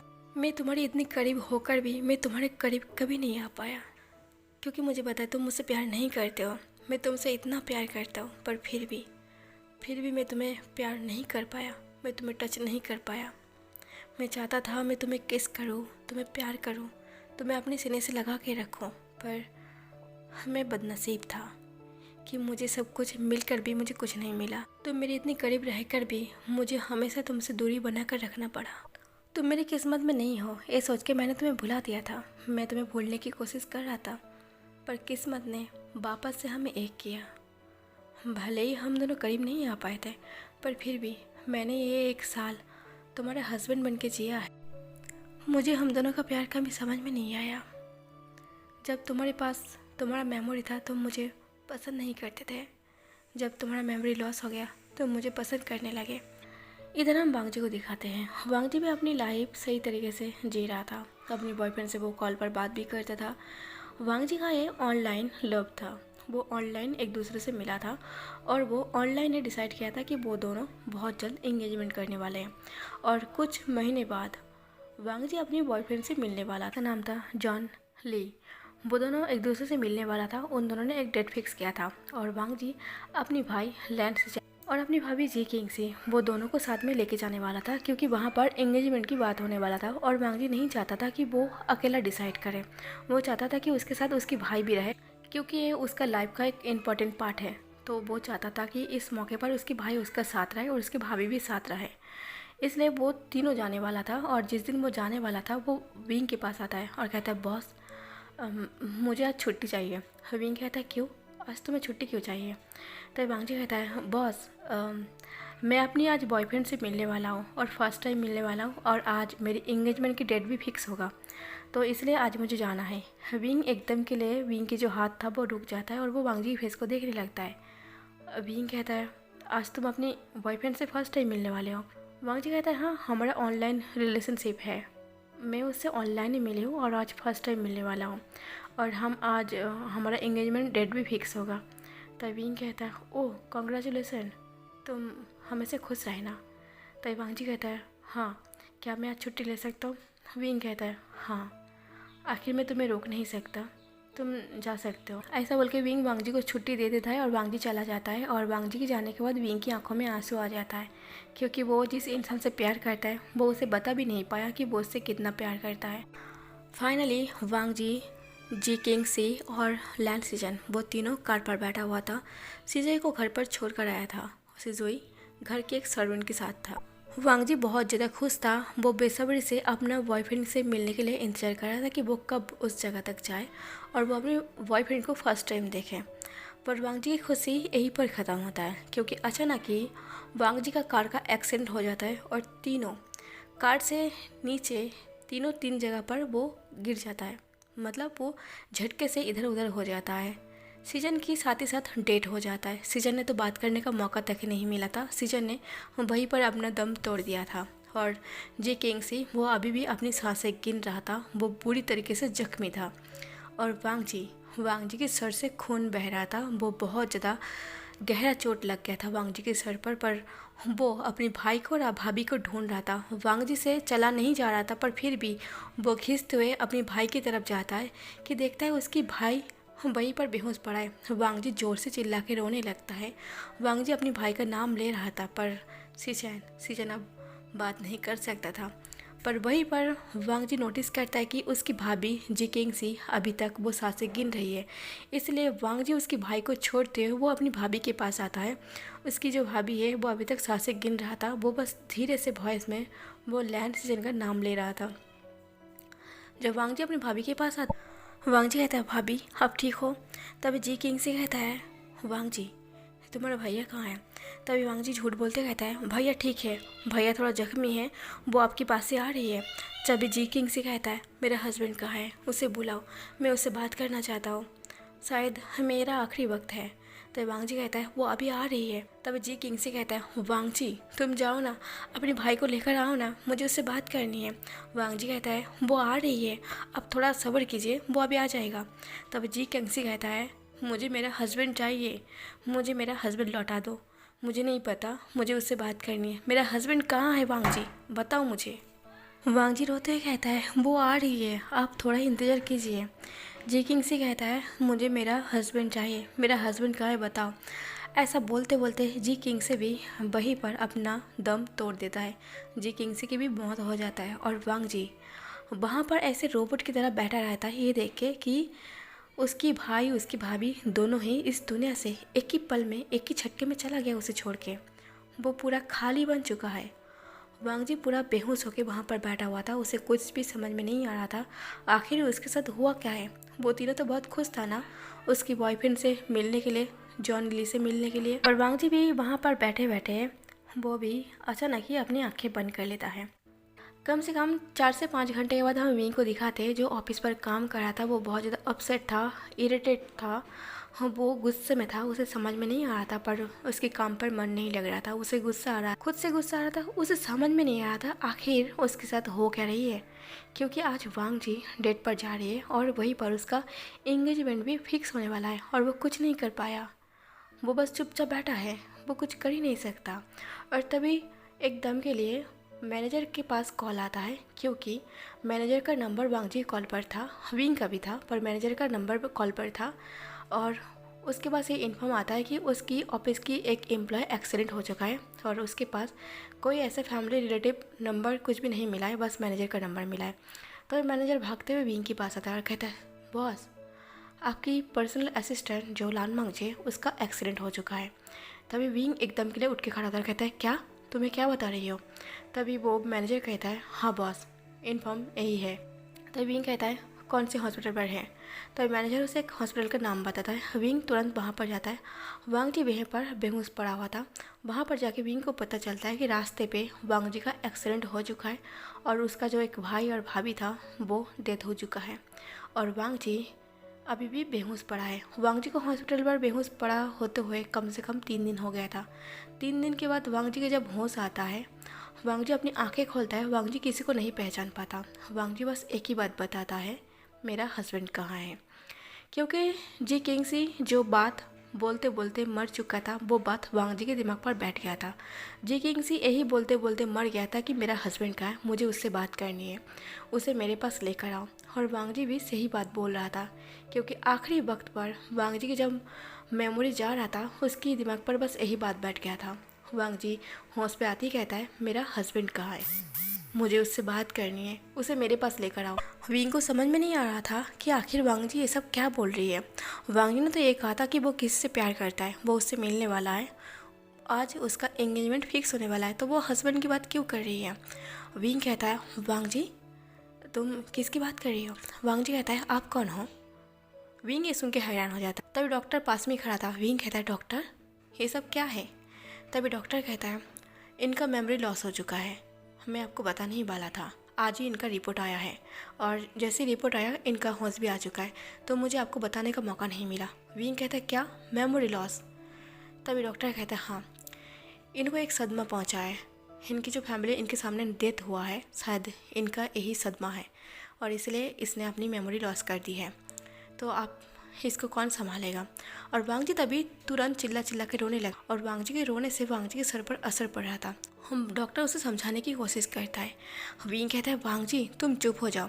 तभी वांग जी कहता है मुझे मेरा हस्बैंड चाहिए, मुझे मेरे हस्बैंड से मिलना है, प्लीज़ उसे बुला दो, मुझे उससे बात करनी है। तभी विंग कहता है डॉक्टर अब हम क्या करें। तभी डॉक्टर तुरंत एक इंजेक्शन लगाता है और वांग जी को सुला देता है। वांग जी को सुलाने के बाद डॉक्टर विंग को ये इन्फॉर्म करता है अभी ये बहुत नाजुक मोड़ पर है, अभी उनके सर पर गहरा चोट लगा है और घाव अभी ताज़ा है। अगर इस वक्त पर हम उन्हें शांत नहीं कर पाते हैं तो शायद ये कोमा में भी जा सकते हैं। तो अभी आप क्या कर सकते हो। विंग कहता है मैं क्या कर सकता हूँ, वो अपना हस्बैंड को ढूंढ रही है और जहाँ तक मुझे पता है ये शादीशुदा नहीं है, तो इसका हस्बैंड को मैं कहाँ से लाऊं। तभी डॉक्टर कहता है अब मैं क्या बता सकता हूँ, इनके पास इनका कोई नहीं है और आप उनकी बॉस हो तो मैं कुछ नहीं कर सकता। अभी आप उनकी फैमिली मेम्बर हो, अभी आप उनकी गार्डियन हो, तो आपको सोचना है आपको क्या करना है। विंग तुरंत वांग जी का फ़ोन लेता है, उसके बॉयफ्रेंड की नंबर ढूंढने लगता है। विंग ने उसके बॉयफ्रेंड को भी कॉल किया था, उसे आने के लिए कहा था कि ताकि वो उसका हस्बैंड बन सके। पर जैसे ही जॉन लियो को पता चलता है कि वांग जी मेमोरी लॉस कर चुका है, उसे कुछ भी याद नहीं है और वो पागल की तरह रोते हुए अपने हस्बैंड को बुला रही है, तब जॉन लियो कहता है आप पागल हो क्या, उस पागल इंसान को मैं संभालूँ, मैं क्यों संभालूँ। अब वो मेमोरी लॉस हो चुका है, इसका मतलब वो अब पागल इंसान है और मैं किसी पागल को शादी नहीं कर सकता या फिर उसका हस्बैंड बनने में मुझे कोई इंटरेस्ट नहीं है। विंग चिल्लाते कहता है मुझे नहीं पता तुम कौन हो, अगर तुम मेरे सामने खड़े होकर बात कहते ना तो मैं अभी तुम्हारे जुबान को खींच के निकल के बाहर लेकर आता और मैं तुम्हें साथ जान से मार देता। पागल इंसान तुम हो, तुम उससे प्यार करते थे और एक ही झटके में तुम्हारा प्यार ख़त्म हो गया। ये प्यार कहते हो तुम, इसे तुम प्यार कहते हो। बस टाइम पास था लान मांग जी तुम्हारे लिए, तुम उससे प्यार नहीं करते। अगर तुम उससे प्यार करते थे ना तो ये न्यूज़ सुन के तुम भागते हो उसके पास आते। तभी जॉन लियो कहता है मैं इतना भी अच्छा इंसान नहीं हूँ, मैं उससे सच में प्यार करता था पर जब तक वो सही था, पर अब वो सही हालत पर नहीं है, तो सॉरी अब मुझे परेशान मत करो। ऐसा बोल के जॉन लियो कॉल कट कर देता है। पर वांग जी जब दोबारा होश पर आता है, वांग जी सेम बातें दोहराता है कि उसका हस्बैंड कहाँ है। विंग को ये देख के रोना आ रहा था, विंग के आंसू से आंसू बह रहा था। तब विंग कहता है वांग जी शांत हो जाओ। तब वांग जी कहता है आप कौन हो और आप क्या मुझे ये बता सकते हो मेरा हस्बैंड कहाँ है। तब विंग मजबूरन होकर कहता है मैं आपका हस्बैंड हूँ, मतलब मैं तुम्हारा हस्बैंड हूँ और हम दोनों का एक बेबी है। वांग जी कहता है आप मेरे हस्बैंड हो। विंग कहता है हाँ मैं तुम्हारा हस्बैंड हूँ। वांग जी तुरंत विंग को गले से लगा लेता है। विंग को गले लगा के वो रोते हुए वॉइस में कहता है तुम कहाँ चले गए थे, मैं तुम्हें ढूंढ रहा था ना, और तुमने मुझे बताया क्यों नहीं कि तुम मेरे हस्बैंड हो। तब विंग कहता है मैं तुम्हें कभी छोड़कर नहीं जाऊँगा, तुम मेरे हस्बैंड हो, तुम्हारी पूरी रिस्पॉन्सिबिलिटी मेरा है, तुम मेरे साथ रहोगे, मैं तुम्हें कभी अकेला नहीं छोड़ूंगा। वांग जी कहता है मुझे कभी अकेला मत छोड़ना, मैं तुमसे बहुत ज़्यादा प्यार करता हूँ। ये सुन के विंग की आंखों में आंसू आ जाता है। आखिर वांग जी एक कब बोल रही है जब उसके पास उसका मेमोरी ही नहीं है। वांग जी और विंग का फ्लैशबैक यहीं पर ख़त्म होता है। वांग जी चुपचाप सोया हुआ था, पास में सिजुई भी था। वांग जी को इतना चुपचाप देख के सिजुई कहता है डैड मुझे विंग डैड की बहुत याद आ रही है। तो वांग जी कहता है सिजुई वो तुम्हारा डैड नहीं है, वो हमारा फैमिली का हिस्सा नहीं है, वो बस अपना जिम्मेदारी निभा रहा था इंसान के नाते, वो अपने इंसानियत को निभा रहा था क्योंकि वो बहुत अच्छा इंसान है। तुम्हें उसकी आदत छुड़ाना पड़ेगा, तुम्हें उसकी आदत पड़ चुका है। तभी सिजुई कहता है डैड क्या आपको विंग डैड की आदत नहीं पड़ा है। तभी वांग जी हैरानी से वो सिजुई को फेस को देखने लगता है। वांग जी सिजुई की तरफ टर्न होता है और कहता है क्या फ़र्क पड़ता है, इससे कोई फ़र्क नहीं पड़ता किसे किसकी आदत लगी है। 2 दिन बीत गया था। वांग जी पहले की तरह अपनी लाइफ जी रहा था, पर वांग जी अब पहले की तरह खुश नहीं था। और विंग 2-3 दिन से अपने घर से नहीं निकला था, ना तो किसी से बात किया था, ना तो किसी का कॉल किया था। अगर कोई कॉल करे उसका कॉल भी रिसीव नहीं किया था। विंग की लाइफ पूरे अंधेरे में चला गया था। फाइनली विंग को एक दिन ख्याल आता है कि वो ऐसे टूट नहीं सकता, ऐसे टूट के बिखर के वो ऐसे नहीं रह सकता, उसे उठना होगा। आखिर ये ज़िंदगी है, ज़िंदगी में तो उतर चढ़ाव आता रहेगा और इसकी वजह से उसे ऐसे रुकना नहीं चाहिए, उसे फिर से भागना चाहिए जैसे वो हमेशा सिजुई को सिखाता है। ये लाइफ है, हमें भागना होगा, दौड़ना होगा, अगर हम थक जाए तो हमें रुकना होगा, फिर से हमें भागना होगा। विंग फाइनली अपने आंसू को पहुंचता है और उसे ऑफिस के लिए फाइनली वो 3 दिन बाद रेडी होता है। विंग जब मिरर में देखते हुए खुद को रेडी कर रहा था, विंग खुद को काम डाउन कर रहा था। विंग खुद को समझा रहा था, तुम कर सकते हो, तुम ऐसे टूट नहीं सकते, ऐसे कमज़ोर नहीं पड़ सकते, तुम बहुत स्ट्रांग हो, तुम सब कुछ कर सकते हो। ऐसा बोल के विंग अपनी आंसू को पोंछते हुए वो रेडी होता है। वो रेडी होके वो ऑफिस के लिए निकल पड़ता है। विंग जब ऑफिस से अपने घर जाता है, घर का लाइट्स ऑन था, घर के दरवाजे भी ओपन था। विंग को समझ में नहीं आ रहा था आखिर उसके घर की लाइट्स ऑन क्यों है, दरवाजे ओपन क्यों है। एक सेकंड विंग सोचने के बाद विंग बहुत ज़्यादा एक्साइटेड हो जाता है ये सोच के कि वांग जी वापस आई है। विंग भागते हुए वो अपनी विंग का बेडरूम ओपन तो था पर उसमें कोई नहीं था। फिर वो सिजुई के रूम पर जाता है। सिजुई के रूम पर विंग जो दिखता है, विंग हैरान था। विंग की कदम एक पल के रुक गया था। विंग ने ये एक्सपेक्ट नहीं किया था। विंग के रूम पर उसकी मॉम था। विंग कहता है, मॉम आप? तभी मैडम सी कहता है, हाँ मैं तुम्हें विजिट करने आया हूँ, दरअसल मैं ये देखने आया हूँ क्या तुम ठीक हो या फिर नहीं। तभी विंग कहता है, अच्छा मैं ठीक हूँ, डैड कहाँ है? मैडम सी कहता है, तुम्हारा डैड किचन में है, वो तुम्हारे लिए कुछ बना रही है, मतलब हम सब के लिए कुछ बना रही है। कुछ टाइम बाद हम सब लोग को डिनर टेबल पर देखते हैं, जहाँ पर मैडम सी, मिस्टर सियान और विंग वो तीनों डिनर कर रहा था। डिनर करते वक्त मैडम सी वो हिम्मत करके वो विंग से पूछता है, क्या तुमने वांग जी से मिला था, एक बार भी उससे कांटेक्ट करने की कोशिश की? तभी विंग कहता है, मॉम मुझे इस बारे में बात नहीं करी, वो जहाँ भी होगा वो ठीक होगा, उसके अब याददाश्त वापस से जो है वो खुद का ख्याल रख सकता है। ऐसा बोल के विंग अपना डिनर कंप्लीट करता है। डिनर कंप्लीट करके वो चुपचाप उठ के चला जाता है। आज से पहले मिस्टर सियान और मैडम सी वो दोनों अपने बेटे को इस हालत पर नहीं देखा। पहले विंग ड्रिंक वगैरह कुछ नहीं करता था, पर अब विंग थोड़ा बहुत ड्रिंक करने लगा था और विंग छत पर बैठ के वो ड्रिंक कर रहा था क्योंकि ये सारी चीज़ें बहुत ज़्यादा परेशान कर रहा था। पहले वो खुद इस घर में अकेला रहता था, अकेला रहना चाहता था, और अब ऐसा लग रहा है कि उसकी मूड, उसकी रिएक्ट, उसकी जो भी हरकत है उसकी मॉम डैड देख रही है और वो अपनी मॉम डैड के सामने वो अपने आप को कंट्रोल नहीं कर पा रहा। वो अपनी मॉम डैड के सामने ये दिखाना चाहता है कि वो बिल्कुल ठीक है, वो थोड़ा सा भी अपसेट नहीं है, पर ऐसा करना मुश्किल हो रहा था अपनी मॉम डैड के सामने अपने इमोशन को छुपाना। शायद ये थोड़ा नामुमकिन है, इसलिए विंग खुद को छुपाने के लिए वो छत पर ड्रिंक कर रहा था। उस टाइम मिस्टर सियान भी एक अल्कोहल का ग्लास लेके वो विंग के सामने जाकर बैठ जाता है। मिस्टर सियान कहता है, विंग अपने आप को छुपाओ मत, तुम्हारे अंदर जो भी है मुझसे शेयर करो। तुम मुझसे तो हर बात शेयर करते हो, पर इस बार ऐसा क्या हो गया कि तुम मुझसे शेयर नहीं कर रही हो? मुझसे शेयर करने से तुम्हारा दुख कम होगा, बढ़ नहीं जाएगा। विंग फाइनली एक गहरी सांस छोड़ता है और कहता है, मैं आपसे क्या शेयर करूं? ऐसा बोलकर विंग अपनी डैड की तरफ देखता है। मिस्टर सियान भी विंग की आंखों में देख रहा था। विंग की आंखों में काफ़ी दर्द था, काफ़ी पेन था जो उसकी आंखों में ही दिख रहा था। विंग कहता है, डैड क्या आप मुझे ये बता सकते हो वो मुझे पसंद नहीं करता और मैं उससे इतना ज़्यादा प्यार क्यों करता हूँ, उसकी मेरी आदत क्यों लगा है? तब मिस्टर सियान कहता है, क्योंकि तुम उससे प्यार करते हो, तुम एक बार उसे बता कर तो देखो, तुमने एक बार भी नहीं बताया कि तुम उससे प्यार करते हो। विंग कहता है, जबकि मुझे पता है कि उसके दिल में कोई और है, तो मैं ये बात उसे कैसे बताऊँ कि मैं उससे प्यार करता हूँ? तो मिस्टर सियान कहता है, पर विंग तुम भी पता है वो जिससे प्यार करता है वो इंसान सही नहीं है।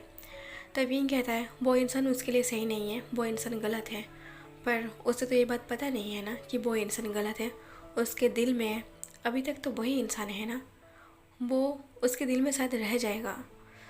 ये जानने के बाद भी वो इंसान गलत है, शायद फिर भी उसके दिल में तो वो रहेगा ना।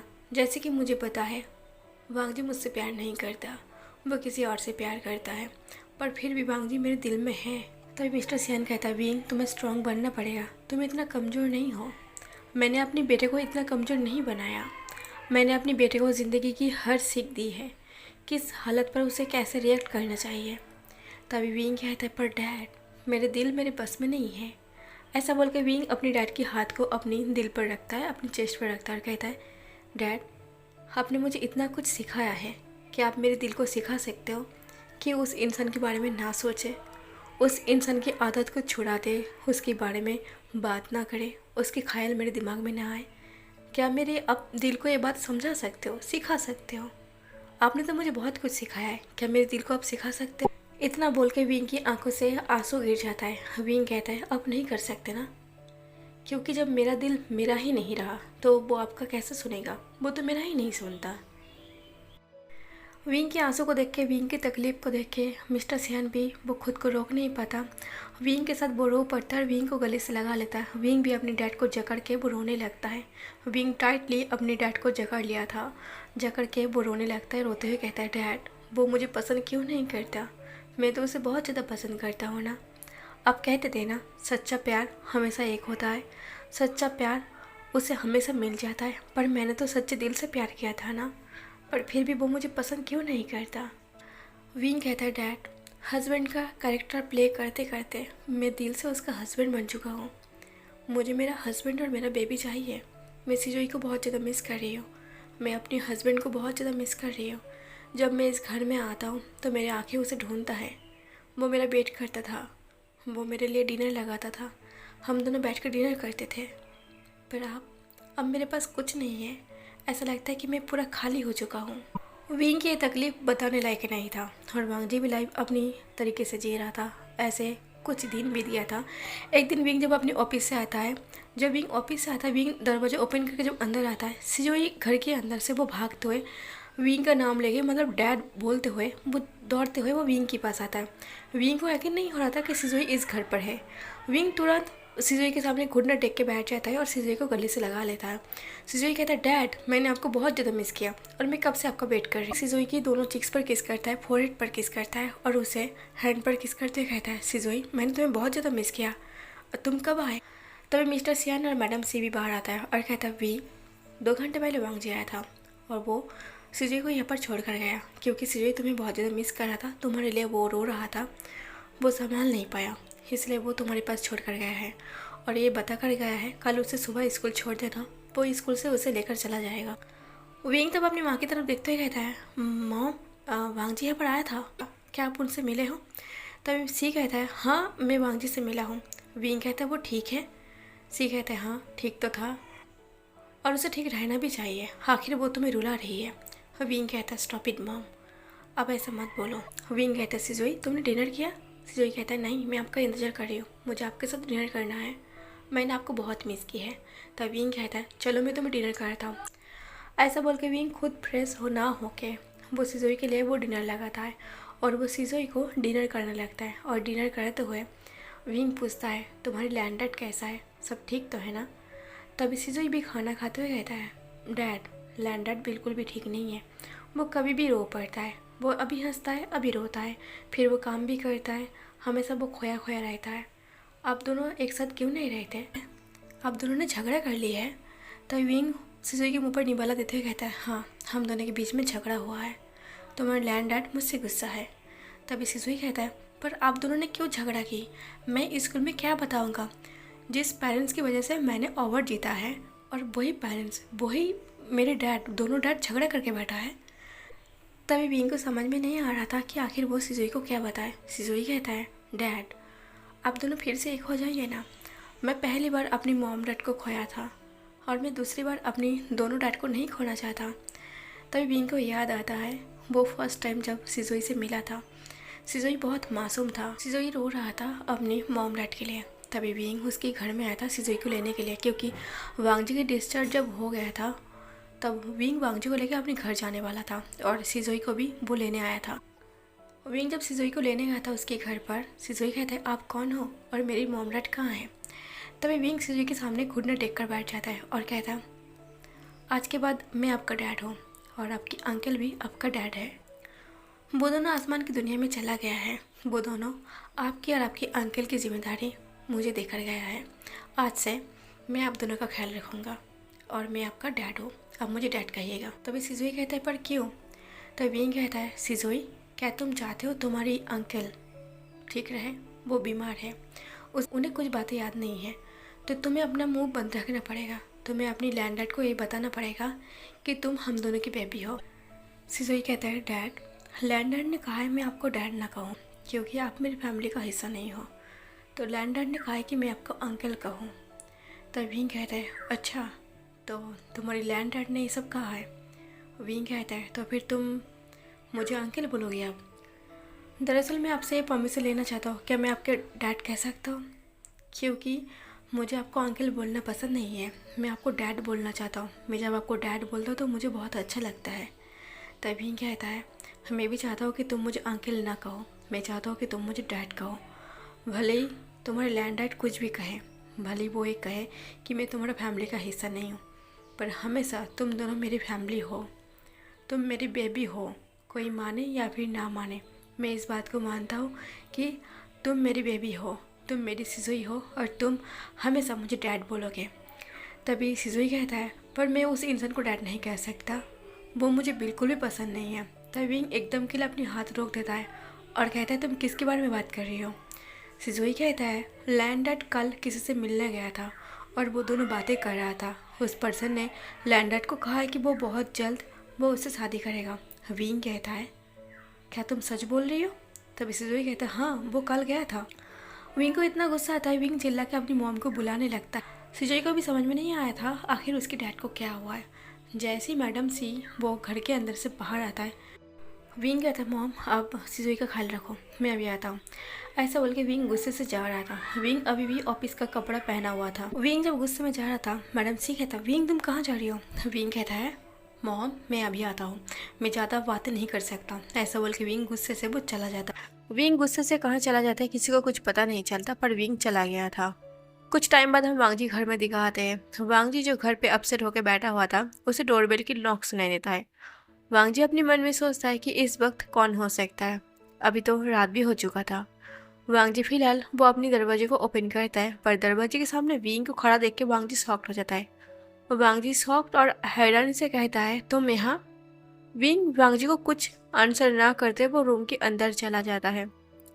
रूम के अंदर जाके विंग पूरे घर को देखने लगता है। पूरे घर को देख के विंग कहता है, वाह तुमने तो अपने घर सजा लिया है मेरे घर को तोड़ के।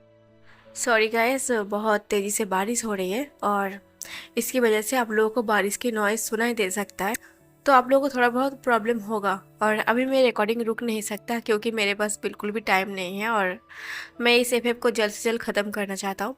तो चलिए फिर से हम इस एफ को कंटिन्यू करते हैं। वांगजी कहता है, पहले तुम यहाँ पर क्यों आई हो बताओ। विंग कहता है, हाँ बताती हूँ, इतना जल्दी क्यों है।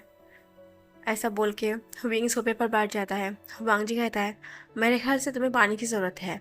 ऐसा बोल के वांगजी पानी लाने जाता है और वो विंग को एक गिलास पानी देता है। उस पानी को देख के विंग को गुस्सा आता है। विंग गुस्से से उस पानी के गिलास को पटक के फेंकता है, जिसकी वजह से वो गिलास टूट जाता है। वांगजी ये देख के हैरान था। वांगजी गुस्से से कहता है, विंग ये क्या हरकत है। तभी विंग कहते हैं, ये क्या हरकत है, हमें पूछना चाहता हूँ ये क्या हरकत है, तुम उस इंसान से मिलने गए थे। विंग उठ के वांगजी के सामने आता है। विंग बहुत गुस्से में था। वांगजी कहता है, मुझे पता नहीं था, सिजुई इतना छोटा है, पर फिर भी वो उसे इस बात को तुम्हें बता देगा और उसे ये बात याद रहेगा। तब विंग कहता है, मुझे ये सब कुछ नहीं पता, पहले बताओ तुम उस इंसान से मिलने क्यों गए थे। वांगजी कहता है, लगता है तुम मेरे हस्बैंड का रोल प्ले करते करते खुद को मेरे हस्बैंड मानने लगे। विंग गुस्से से वांगजी कॉलर को खींचता है और वांगजी भी गुस्से से विंग की कॉलर को पकड़ लेता है। दोनों ही एक दूसरे के कॉलर को पकड़ा हुआ था।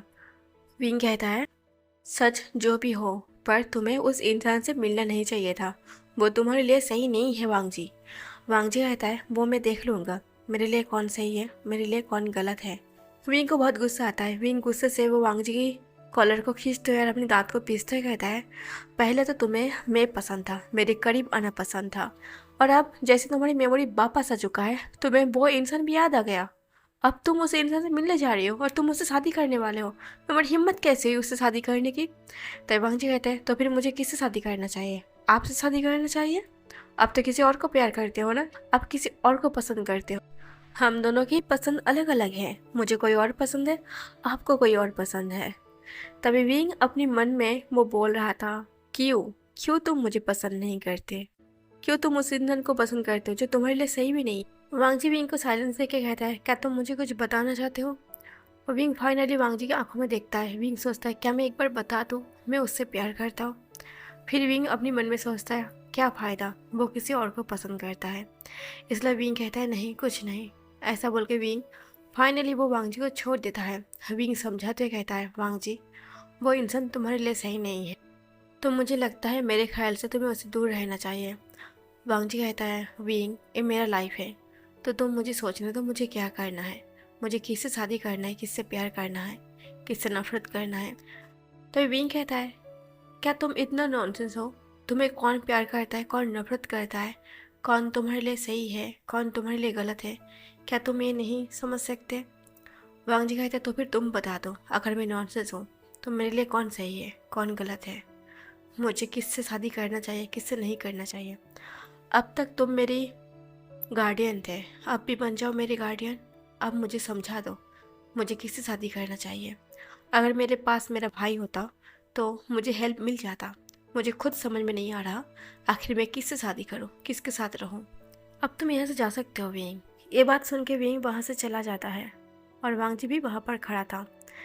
ऐसे तो कुछ दिन बीत जाता है, 2 से 3 दिन बीत गया था और विंग की पेरेंट्स जो मिस्टर सियान और मैडम सी था वो दोनों भी अपनी घर चला गया था। सिजोई भी अपनी डैड के पास चला गया था, मतलब अपनी लैंड डैड के पास चला गया था। विंग फिर से एक बार अकेला पड़ गया था। कुछ दिन ऐसे बीतने के बाद विंग जब एक दिन अपनी घर आता है, विंग देखता है उसकी घर की लाइट्स फिर से ऑन है, दरवाज़ा ओपन है। विंग थक के वो अपनी ऑफिस बैग को वहीं पर डाइनिंग पर रख देता है। विंग को लगता है कि उसकी मॉम डैड फिर से उसके पास आ चुका है, क्योंकि वो विंग को लेकर बहुत ज़्यादा परेशान है। इसलिए विंग सिजुई के रूम पर जाता है और कहता है मॉम आप फिर से आ गए। जब विंग सिजुई के रूम पर जाता है, देखता है सिजुई के रूम पर सिजुई है। विंग कहता है सिजुई तुम यहाँ? सिजुई कहता है हाँ मैं यहाँ, आपको सरप्राइज़ देना था। तो विंग कहता है अच्छा, तो तुम्हें तुम्हारे लैंड डैड फिर से तुम्हें यहाँ पर छोड़कर चला गया? तभी सिजुई कहता है हाँ, आपको कोई प्रॉब्लम है? आखिर में ये मेरा घर है, मैं यहाँ ना आऊँ तो कहाँ जाऊँ? विंग हंसते कहता है हाँ ये तुम्हारा घर है। ऐसा बोल के वो सिजुई को हक करता है, उसकी फोrehead पर किस करता है और फोrehead पर किस करते कहता है मैं ज़रा फ्रेश होके आता हूँ, ठीक है?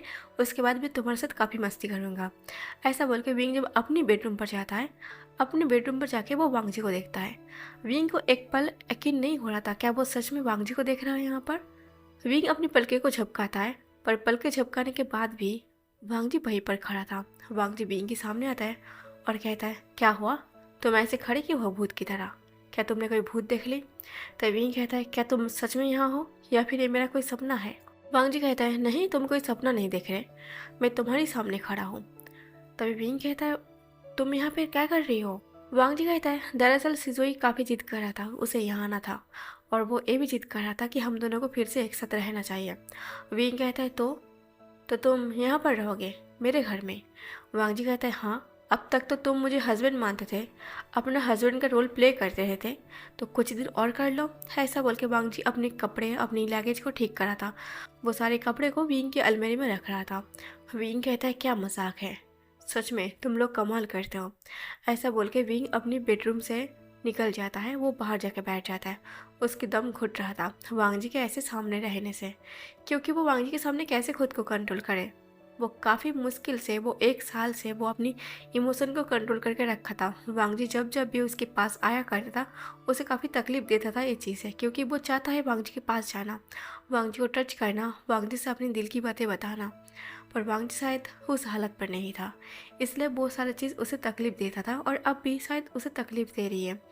कुछ टाइम बाद, मतलब 10 से 15 मिनट बाद, वांग जी अपनी रूम से बाहर आता है और कहता है विंग जाओ जाके फ्रेश हो जाओ, मैं डिनर लगाता हूँ। विंग कहता है वांग जी ये सब करना बंद करो, और हाँ तुम्हारे उस पर्सन का क्या हुआ जिससे तुम प्यार करते हो, उससे शादी करने वाले थे?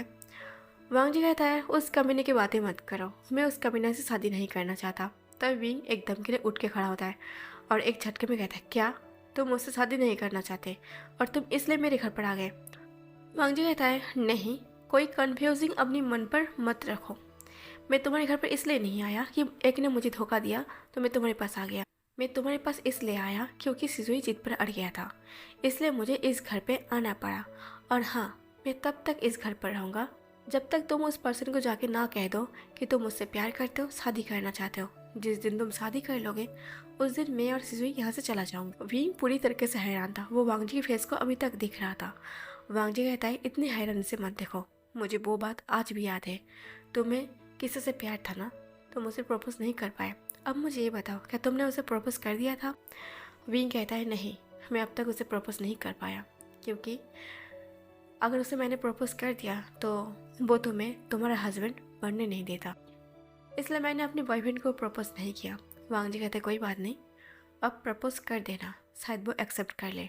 और हाँ, जब तुम शादी करोगे मैं यहाँ से चला जाऊँगा, तब तक फिर से सिजुई के लिए मुझे एक्सेप्ट कर लो अपनी हस्बैंड। तो विंग अपने रूम पर जाने से पहले वो वांगजू कहता है, क्या मेरा यही काम है, मैं हर बार तुम्हारा हस्बैंड बनूं? तो वांगजी कहता है, मुझे कुछ नहीं पता, अगर तुम्हें मेरा हस्बैंड बनना नहीं है तो अभी कह दो, मैं यहाँ से चला जाता हूँ। और हाँ, सिजोई को भी बोला, क्योंकि उसे तुम पर बहुत ज़्यादा भरोसा है, उसे लगता है कि तुम मुझसे बहुत ज़्यादा प्यार करते हो। और मुझे पता है ये बात गलत है, पर वो एक छोटा सा बच्चा है, मैं उसे समझा नहीं सकता।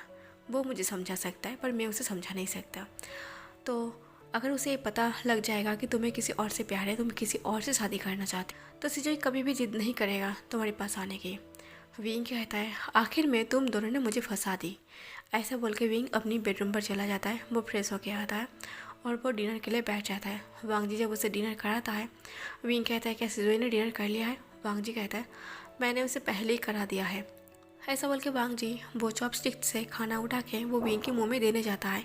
विंग कहता है, ये तुम क्या कर रही हो? वांगजी कहता है, मैं खिला रही हूँ, अपना हस्बैंड होने का फ़र्ज़ निभा रही हो। विंग कहता है, इसकी कोई ज़रूरत नहीं है, मेरे पास मेरा हाथ है, मैं खुद खा सकता हूँ। वांगजी कहता है, बिल्कुल नहीं। ऐसा बोल के वांगजी विंग की चीक्स को टाइटली पकड़ता है और ज़बरदस्ती उसके मुंह में खाना खिलाने लगता है, जैसे कि वांगजी गुस्से में हो। विंग कहता है, इतना गुस्से में क्यों हो? मैंने ज़बरदस्ती थोड़ी ना की तुम्हें मेरे हस्बैंड बनने की, वो तो सिजुई की गलती है ना। वांगजी कहता है, चुपचाप खाना खाओ, मैं बहुत गुस्से में हूँ। वांगजी ज़बरदस्ती विंग की चिक्स को पकड़ के उसे खिला रहा था और विंग की आंखें नम पड़ गया था, क्योंकि वो बहुत खुश था। वांगजी उसके साथ ऐसी हरकतें क्यों कर रही है? ये तो उसके साथ धोखा है ना, वो तो फिर चला जाएगा ना उसे छोड़ के। फाइनली वो दोनों डिनर कर लेता है और वो बेडरूम पर भी चला जाता है। विंग जब सो रहा था वो बहुत ज़्यादा अनकम्फर्टेबल फील कर रहा था। इससे पहले विंग को इतना अनकम्फर्टेबल नहीं हुआ था, क्योंकि वांगजी की नज़र में वो एक हस्बैंड था, पर अभी तो सारा सच पता था। पर फिर भी वो दोनों बेड की दोनों साइड पर सोया हुआ था। विंग धीरे से कहता है, वांगजी तुम सिजुई के रूम पर सो सकते थे, तुम मेरे बेडरूम पर क्यों सोए हो? वांगजी कहता है, क्यों, तुम्हें अच्छा नहीं लग रहा? विंग कहता है, ये हस्बैंड एंड हस्बैंड वाला जो खेल है, हम इस कमरे में अगर ना भी करें तो सिजुई को पता नहीं चलेगा। वांगजी तुरंत विंग के करीब आता है, विंग के चेस्ट पर अपनी सर रख के उसे जकड़ लेता है और कहता है, अच्छा तो ये हस्बैंड एंड हस्बैंड का खेल हम इस रूम में अगर ना भी करें तो सिजुई को पता नहीं चलेगा, ठीक है? और तुम्हारी वो बॉयफ्रेंड को भी पता नहीं चलेगा ना? तो तुम्हें किस बात का डर है? मुझे करीब रहने दो, मुझे तुम्हारे करीब रहना है। विंग तुरंत वांगजी को पलट के उसके ऊपर आता है और उसकी फेस को देखते हुए कहता है, तुम मेरे साथ ऐसा क्यों कर रही हो? वांगजी कहता है, क्यों कर रही हो मतलब? किसी को पता नहीं चलेगा, हम दोनों ऐसे ही सोते हैं ना, मैं थोड़ा बहुत तुम्हें इंजॉय कर लेता हूँ और तुम भी मुझे इंजॉय कर लो, मतलब यूज़ कर लो, ये भी कह सकते हो। विंग को इतना गुस्सा आता है, वो गुस्से से वांगजी की चिक्स को वो पिंच करके पकड़ता है और कहता है, तुम ये सब बातें ऐसे कैसे कह सकते हो? मैं तुम्हें यूज़ करूँ? क्यों यूज़ करूँ तुम्हें? मुझे इसमें कोई इंटरेस्ट नहीं है किसी को यूज़ करने में। जो मेरे पास आएगा वो प्यार से आएगा और मैं जिसके पास जाऊँगा मैं प्यार से जाऊँगा। मैं किसी को यूज़ नहीं करना चाहता। अगर यूज़ करना होता तो 1 साल से मैं तुम्हारा हस्बैंड बन के रहा था, तभी मैं तुम्हें यूज़ कर सकता था। वांगजी तुरंत विंग की कॉलर को पकड़ के उसे अपनी ओर खींचता है और कहता है, तब की बात अलग था विंग, तब हम दोनों को सच्चाई पता नहीं था, मतलब मुझे सच्चाई पता नहीं था और तुम्हें ये पता था कि मेरा मेमोरी लॉस है, इसलिए तुम मेरी करीब आने से खुद को रोक कर रखे थे। पर अभी तो मुझे पूरा सच्चाई पता है ना, अभी मैं दिल से तुम्हारे पास आ रही हूँ, तो तुम मुझे यूज़ कर सकते हो, मैं यूज़ होना चाहता हूँ। तब विंग गुस्से से कहता है, मुझे इस तरह अपने पास मत खींचो। वांगजी कहता है, क्यों, क्या प्रॉब्लम है? विंग कहता है, मुझे पता है तुम बस मुझसे बदला ले रहे हो ना, तुम मुझसे नफरत करते हो, मुझे भी पता है। वांगजी कहता है, बात जो भी हो मुझे कोई फ़र्क नहीं पड़ता। विंग कहता है, अगर मैं तुम्हें किस कर लूँ तो तब भी तुम्हें कोई फ़र्क नहीं पड़ेगा? वांगजी कहता है, हाँ तब भी मुझे कोई फ़र्क नहीं पड़ेगा, तुम मुझे किस कर सकते हो। विंग कहता है, मुझे लगता है तुम्हारे बॉयफ्रेंड ने तुम्हें धोखा देकर तुम्हारे दिमाग को हिला दिया है, स्क्रू ढीला हो चुका है, उसे टाइट कर लो। ऐसा बोल के जब विंग हट रहा था तब वांगजी विंग को अपने पास खींचता है, जिसकी वजह से विंग एकदम वांगजी के करीब आ जाता है। वांगजी कहता है, प्लीज़ किस में। तभी विंग कहता है, वांगजी तुम्हारा दिमाग ख़राब हो चुका है। ऐसा बोल के जब विंग उठ रहा था वांगजी भी विंग के पीछे पीछे जा रहा था। विंग कहता है, वांगजी ऐसा क्यों कर रही हो? मैं सिजोई के रूम पर जा रही हूँ, मैं उसके रूम पर जाकर सो जाऊँगा। वांग जी फिर से विंग को हक कर लेता है और कहता है प्लीज़ किस में, मैं तुम्हें किस करना चाहता हूँ, क्या तुम मुझे किस करना नहीं चाहोगे? विंग कहता है वांग जी तुम मुझसे बदला ले रही हो ना? वांग जी कहता है बिल्कुल नहीं, किस चीज़ का बदला? बदला तो तुम्हें लेना चाहिए था, पर नहीं, तुम बहुत कंफ्यूज लड़का हो और मुझे लगता है कि तुम्हारे इस कंफ्यूजिंग को दूर करना चाहिए। प्लीज़ मुझे किस करो ना। विंग कहता है सच में वांग जी, तुम्हें नहीं लगता तुम कुछ ज़्यादा कर रही हो? ऐसा बोल के जब विंग वांग जी को छुड़ा के वो रूम पर जा रहा था, मतलब सिजुई के रूम पर जा रहा था, वांग जी फिर से विंग के हाथ को खींच के उसे बेड पर ले आता है। उसे बेड पर बिठाते कहते हैं अगर तुमने सिजुई के रूम पर गए ना तो तुम्हें पता है मैं क्या करूँगा? विंग कहता है क्या करोगे? वांग जी कहता है अगर तुमने सिजुई के रूम पर चला गया ना तो मैं सिजुई के सामने तुम्हें किस करूँगा, तुम्हें पता है बिल्कुल तुम्हारे मॉम डैड की तरह। तब विंग कहता है वांग जी ऐसा क्यों कर रही हो? वांग जी कहता है बस ऐसे ही, मैं तुम्हारे साथ एंजॉय करना चाहता हूँ। तब विंग कहता है ठीक है मैं यहाँ पर लेट जाता हूँ, तुम्हें जो करना है तुम करो। ऐसा बोल के विंग लेट जाता है और वांग जी विंग की चेस्ट पर वो फिर से सर रख के सो जाता है ऐसी जकड़ के। वांग जी विंग की चेस्ट पर सर रख के वो विंग की चेस्ट की ऊपर की शर्ट की जो कपड़े उसे हटाते हुए उसके स्किन पर अपने फिंगर से राउंड राउंड लगा रहा था, जिसकी वजह से विंग को बहुत ज़्यादा अनकम्फर्टेबल हो रहा था। विंग बस अपनी टाइटली आंखें को बंद करता है, खुद को कंट्रोल करता है। ऐसे तो एक रात बीत जाता है और विंग को समझ में नहीं आता वांग जी ऐसा क्यों कर रहा था। सुबह होता है, सुबह उठ के विंग अपनी फ्रेश होने के लिए, नहाने धोने के लिए वो वॉशरूम पर था। वांग जी जानबूझ के वॉशरूम की सारा सामान निकाल लिया था, जैसे कि टॉवल ब्रश वगैरह बाहर निकाल लिया था। जब विंग वॉशरूम के अंदर जाके वो अपनी कपड़े वगैरह उतार दिया था, वो बस टॉवल में था, तब विंग देखता है कि शावर रूम में वो सोप वगैरह सब कुछ गायब है। तब विंग चिल्ला के और थोड़ा सा सर को बाहर करके कहता है वांग जी यहाँ से सोप वगैरह सब कहाँ गया? वांग जी कहता है मेरे पास है, क्या तुम्हें चाहिए? विंग कहता है प्लीज़ मुझे दे दो, मुझे नहाना है। ऐसा बोल के वांग जी सोप वगैरह लेके वो वॉशरूम के अंदर चला जाता है। वॉशरूम के दरवाजे थोड़ा सा ओपन था, इसलिए वांग जी ज़बरदस्ती वॉशरूम के अंदर घुस जाता है। विंग कहता है ये क्या है, तुम मेरे पर्सनल स्पेस पे भी ऐसे नहीं कर सकते। तब वांग जी कहता है मेरे रहते हुए तुम्हारा कोई पर्सनल स्पेस नहीं हो सकता, मैं ही हूँ जो कुछ भी हूँ।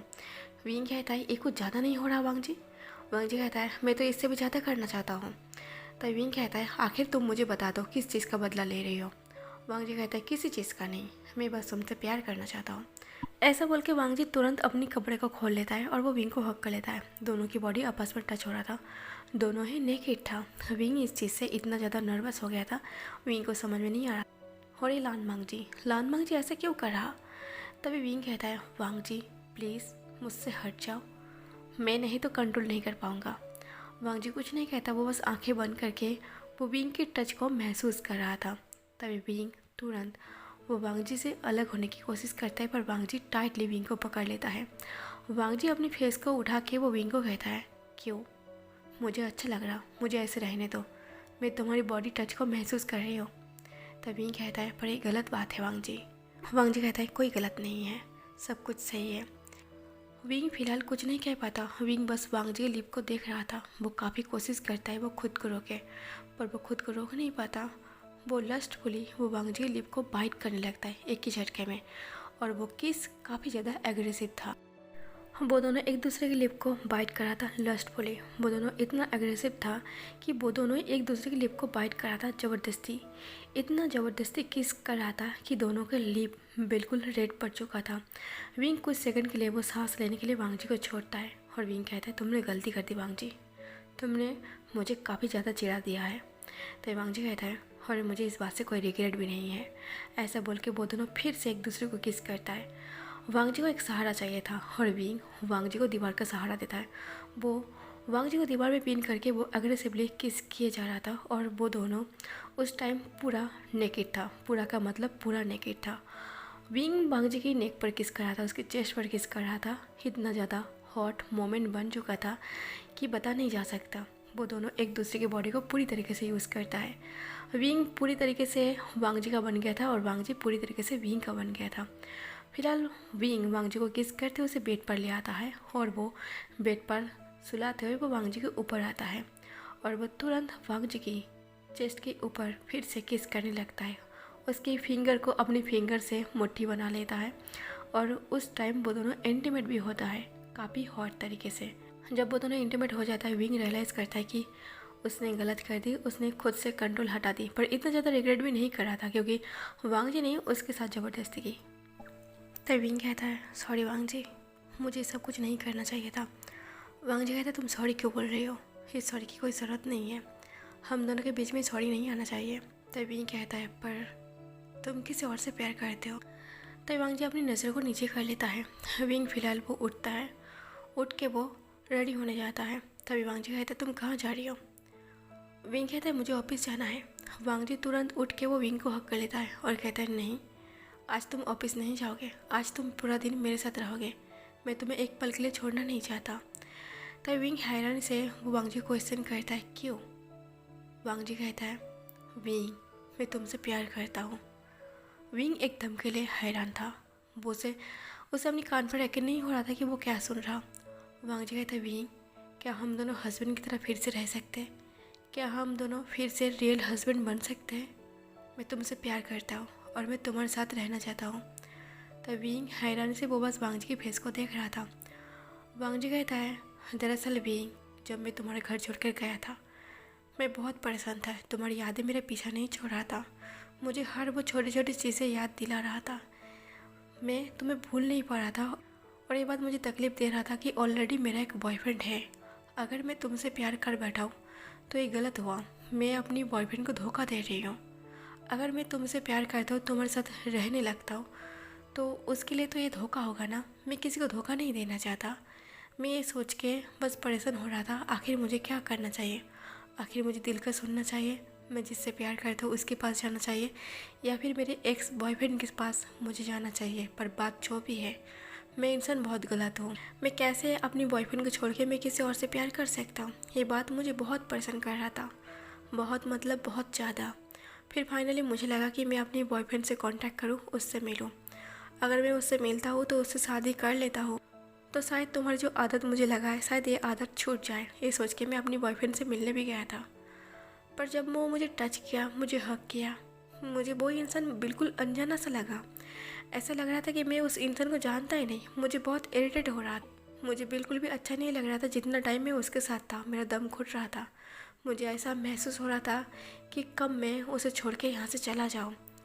जिस इंसान के साथ हमें एक घंटा नहीं बिता पाया, मैं पूरे उम्र उसके साथ कैसे बिताऊँ। ये सोच के मैं वहाँ से चला आया और मैंने कॉल करके ये बता दिया कि मैं वो सब प्यार नहीं करता, और इसलिए मैंने अपने रिश्ते को ख़त्म किया। भले तुम मुझे एक्सेप्ट करो या फिर ना करो, तुम मुझसे शादी करो या फिर ना करो, पर फिर भी मैं चुप था ये सोच के कि तुम किसी और से प्यार करते हो।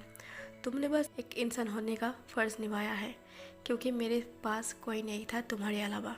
तुमने मेरा बहुत केयर की है, बस यही केयर था। मुझे नहीं लगा था कि तुम भी मुझसे प्यार करते हो। पर अचानक ही एक दिन तुम्हारी मॉम, डैड और न्यूहसन और वेंडिंग मेरे घर पर आया, और उन चारों ने मुझे बताया कि तुम मुझसे प्यार करते हो। तुम्हारा जो बॉयफ्रेंड था वो मैं ही था, और तुमने मुझे झूठ बोल के अपने पेरेंट्स से मिलवाया था, क्योंकि वो सच था। तुम जिससे प्यार करते थे, तुमने उसी को अपने घर पर लेकर गए थे। जब मुझे सच पता था कि तुम मुझसे प्यार करते हो और मैं तुम्हारे लिए इतना बेताब हूँ, मैं एक सेकंड भी वहाँ कैसे रुक सकता था।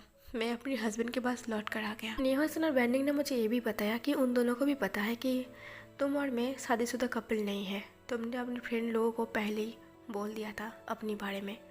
विंग कहता है, मैं जिनसे प्यार करता हूँ, मैं अपनी सारी बातें उन लोगों के साथ शेयर करता हूँ, जैसे कि मेरी मॉम, डैड और न्यूहसन और वेंडिंग। अब तुम मेरी लाइफ में शामिल हो, अब मैं तुम्हारे साथ भी अपनी सारी बातें शेयर कर सकता हूँ। विंग क्या के नाम था। विंग तुरंत वांग जी को हक कर लेता है और रोते हुए वॉइस में कहता है, वांग जी, अगर तुम मुझसे प्यार करते थे और तुमने कुछ दिन पहले अपने बॉयफ्रेंड से ब्रेकअप कर लिया था, तो तुम मेरे पास क्यों नहीं आए। उस दिन मैं तुम्हारे घर पर गया था, मैं तुम्हें बता रहा था कि तुम उससे शादी मत करो, पर तुमने नहीं कहा कि तुमने अपने बॉयफ्रेंड से ब्रेकअप कर लिए। तुम्हें मेरे पास आ जाना चाहिए था, मैं तुम्हारा इंतज़ार कर रहा था ना।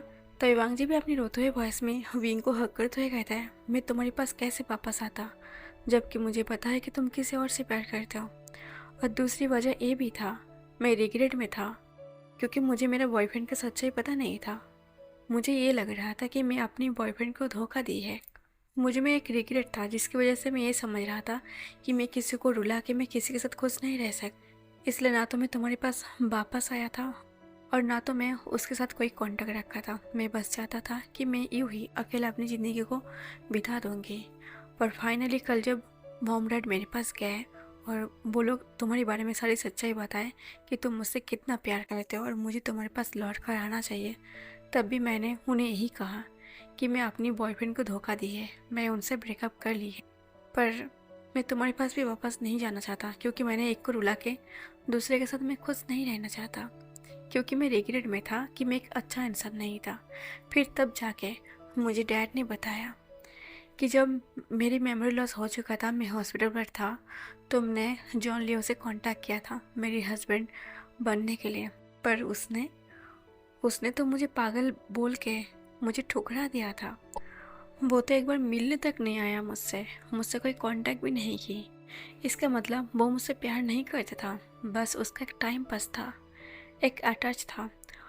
अब मुझे समझ में आया, मैं जॉन लियो से कभी भी प्यार नहीं किया था। वो सिर्फ मेरा एक अटैच था क्योंकि हम ऑनलाइन फ्रेंड थे। मैंने उसे अपना प्यार का नाम दे दिया। आखिर में प्यार किसे कहता है वो मैंने तुमसे सीखा है।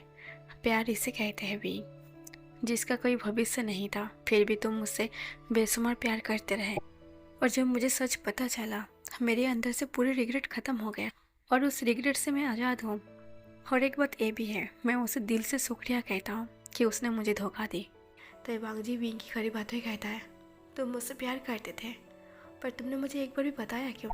विंग वांग जी को हक करके रो रहा था। विंग के आंसू वांग जी की बॉडी पर गिरता है। जैसे वांग जी की बॉडी पर वो आंसू गिरता है, वांग जी तुरंत विंग से अलग होता है और कहता है, तुम रो क्यों रही हो। विंग कहता है ये खुशी के आंसू है, मैं बहुत खुश हूँ कि तुम मुझसे प्यार करते हो और तुम मेरे पास हो, अब हम रियल में हस्बैंड बन सकते हैं।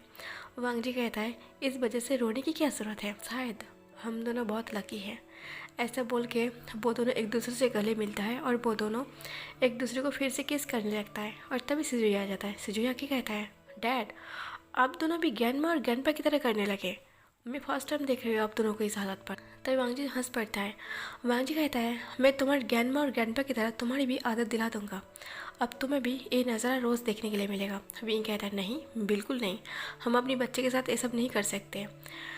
कुछ दिन ऐसे बीत जाता है। कुछ दिन के बाद मिस्टर सेन और मैडम सी और कुछ फ्रेंड मिलके विंग और वांग जी का शादी करा देता है। वो दोनों बहुत ज़्यादा खुश था, हनीमून नाइट था, वो दोनों हॉट तरीके से अपनी हनीमून नाइट को एंजॉय कर। और अगले दिन सुबह विंग अपनी ऑफिस जाता है। सेम तरीके से उन दोनों का लाइफ फिर से कंटिन्यू चल रहा था।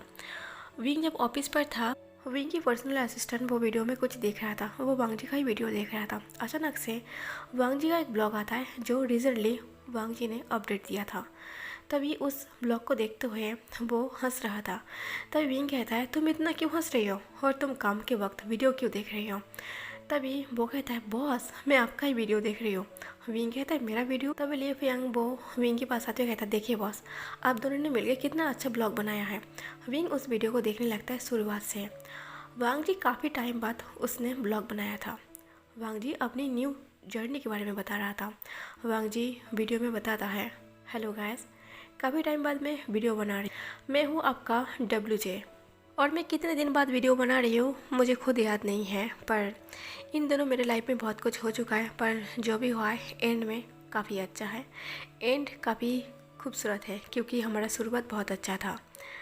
ऐसा बोल के वांग जी वो पूरे अपने रूम को दिखा रहा था और वांग जी अपने ब्लॉग में ये बता रहा था कि ये इसका न्यू रूम है, ये उसका घर है, ये इसका किचन रूम है, इसका बेडरूम है, उसका हस्बैंड उससे बहुत ज़्यादा प्यार करता है। ऐसा बोल के वांग जी पूरे घर को दिखा रहा था और वांग जी अपने ब्लॉग में ये बता रहा था कि वो कितना ज़्यादा खुश है वो अपनी हस्बैंड के साथ।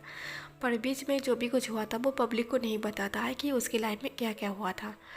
तभी विंग बहुत खुश था वांग जी को इतना खुश देख के, वो शायद अपनी पुरानी लाइफ में वापस आ चुका था। वांग जी ऐसा ही था, वो हर दिन का अपडेट वो वीडियो बना के ब्लॉग बना के वो पब्लिक में पोस्ट करता था। तो विंग देखता है कि वांग जी पूरे रूम को दिखाते हुए, उसकी बेडरूम को दिखाते हुए वो विंग को दिखा रहा था। शायद विंग इंटीमेट होने के बाद सो गया था और वांग जी जगा हुआ था और वांग जी ने उस बीच अपना ब्लॉग स्टार्ट किया था। विंग सो रहा था पीसफुली। वांग जी विंग के पास बैठते हुए और वीडियो में विंग का फेस दिखाते हुए कहता है, देखो ये मेरा हस्बैंड है, बहुत ज़्यादा हैंडसम है ना, पर हाँ आप लोग बिल्कुल भी नज़र मत डालना क्योंकि ये इंसान सिर्फ मेरा है। ऐसा बोल के वो धीरे से विंग की गाल को पिंच करता है और विंग की चिक्स पर किस करता है और कहता है, मेरा हस्बैंड बहुत ज़्यादा हैंडसम है और मैं इनसे बहुत ज़्यादा प्यार करता हूँ, पर इस इंसान को पता भी नहीं है कि मैं इनकी पीठ पीछे ब्लॉग बना रही हूँ। और हाँ, आप लोग ये भी देख सकते हो कि सोता हुआ मेरा हस्बैंड कितना हैंडसम दिख रही है। मुझे पता है आप लोग नज़र डालने वाले हो, इसलिए मैं पहली बता रही हूँ, कोई भी मेरे हस्बैंड के ऊपर नज़र मत डालिए, ठीक है। ऐसा बोल के वांग जी कहता है, ठीक है आज के लिए इतना ही काफ़ी है क्योंकि मुझे सोना है, काफ़ी रात हो चुकी, इसलिए आज के लिए इतना ही। WJ अब इस ब्लॉग को ख़त्म करते। मैं कोशिश करूँगा फिर से न्यू एक ब्लॉग लेके आप लोग के सामने आने की। ऐसा बोल के वांग जी ने अपने ब्लॉग को ख़त्म किया था। वो कम से कम 2 से 3 मिनट का ब्लॉग था। विंग सोचता है, सच में वांग जी मैं सो रहा था और तुमने मुझे बिना बताए मेरा वीडियो बना के तुमने पब्लिक में पोस्ट कर दी। विंग तुरंत अपना काम ख़त्म करता है क्योंकि उसे अपने हस्बैंड के पास जाना था। वो अपने हस्बैंड को बहुत ज़्यादा मिस कर रहा था। विंग जल्द से जल्द घर आता है। घर में आके वो अपनी ऑफिस बैग रखता है और वो अपनी बेडरूम पर चला जाता है और बेडरूम को लगा लेता है क्योंकि सिजुई किसी भी वक्त पर उसके रूम पर घुस सकता है। और वांग जी वो शायद कुछ वीडियो का एडिट वगैरह कर रहा था, तो विंग तुरंत वांग जी को पीछे से हक करके उसे अपनी लैप पर बिठा लेता है। वांग जी कहते हैं, तुम क्या कर रही हो? विंग कहता है, पहले तुम ये बताओ तुम मुझे बिना परमिशन की मेरा वीडियो कैसे निकाला? वांग जी कहता है, तुम मेरा हस्बैंड हो, अब तुम्हारी लाइफ मेरी हक है, तो मैं कुछ भी कर सकता हूँ, मैं तुमसे परमिशन क्यों लूँ? और हाँ, मुझे सबको दिखाना था कि मेरा हस्बैंड कितना हैंडसम है और मैं पूरे पब्लिक को ये भी बताना चाहता था कि कोई मेरे हस्बैंड के ऊपर नज़र ना डाले। विंग कहता है, पागल इंसान, तुम बहुत ज़्यादा पागल हो। तुम्हारी नज़रों में मैं सिर्फ हैंडसम हूँ, सबके नज़रों में नहीं हूँ। अगर तुम ऐसी अपनी हस्बैंड की तारीफ़ करोगे तो वो लोग तुम्हें पागल समझेगा। वांग जी कहता है, समझता है तो समझने दो, मुझे कोई फ़र्क नहीं पड़ता क्योंकि मैं पागल हूँ। तब विंग तुरंत बेड पर लेटा देता है बहुत ज़ोर से और उसके ऊपर आ जाता है और उसे किस करते हुए कहता है, तो कौन सा मैं सही हूँ? मैं तो पागल हूँ ना, मैं तो तुमसे भी बहुत बड़ा वाला पागल हूँ। वांग जी कहता है, तो फिर तुम ये सब कुछ भूल जाओ, मैं जो करना चाहता हूँ मुझे करने दो। विंग कहता है, अब मैं क्या ही कर सकता हूँ क्योंकि तुम्हारे आगे मेरा चलता ही नहीं है। ऐसा बोल के वो दोनों एक दूसरे को किस करता है और वो दोनों अपना हैप्पी लाइफ इस तरह कंटिन्यू करता है। तो आज का मेरा AFF यहीं पर ख़त्म होता है हैप्पी एंडिंग के साथ। तो आप लोग ज़रूर बताना कमेंट करके कि मेरा AFF आप लोगों को कैसा लगा। आप लोगों को सेटिस्फाइड तो मिला होगा इतना लवी डबी कपल देख के, ठीक है। तो चलिए कमेंट में ज़रूर बता दीजिएगा, लाइक और शेयर कर दीजिएगा और मेरे चैनल को सब्सक्राइब ज़रूर कर लीजिएगा। थैंक यू फॉर वॉचिंग, मुझे इतना टाइम देने के लिए।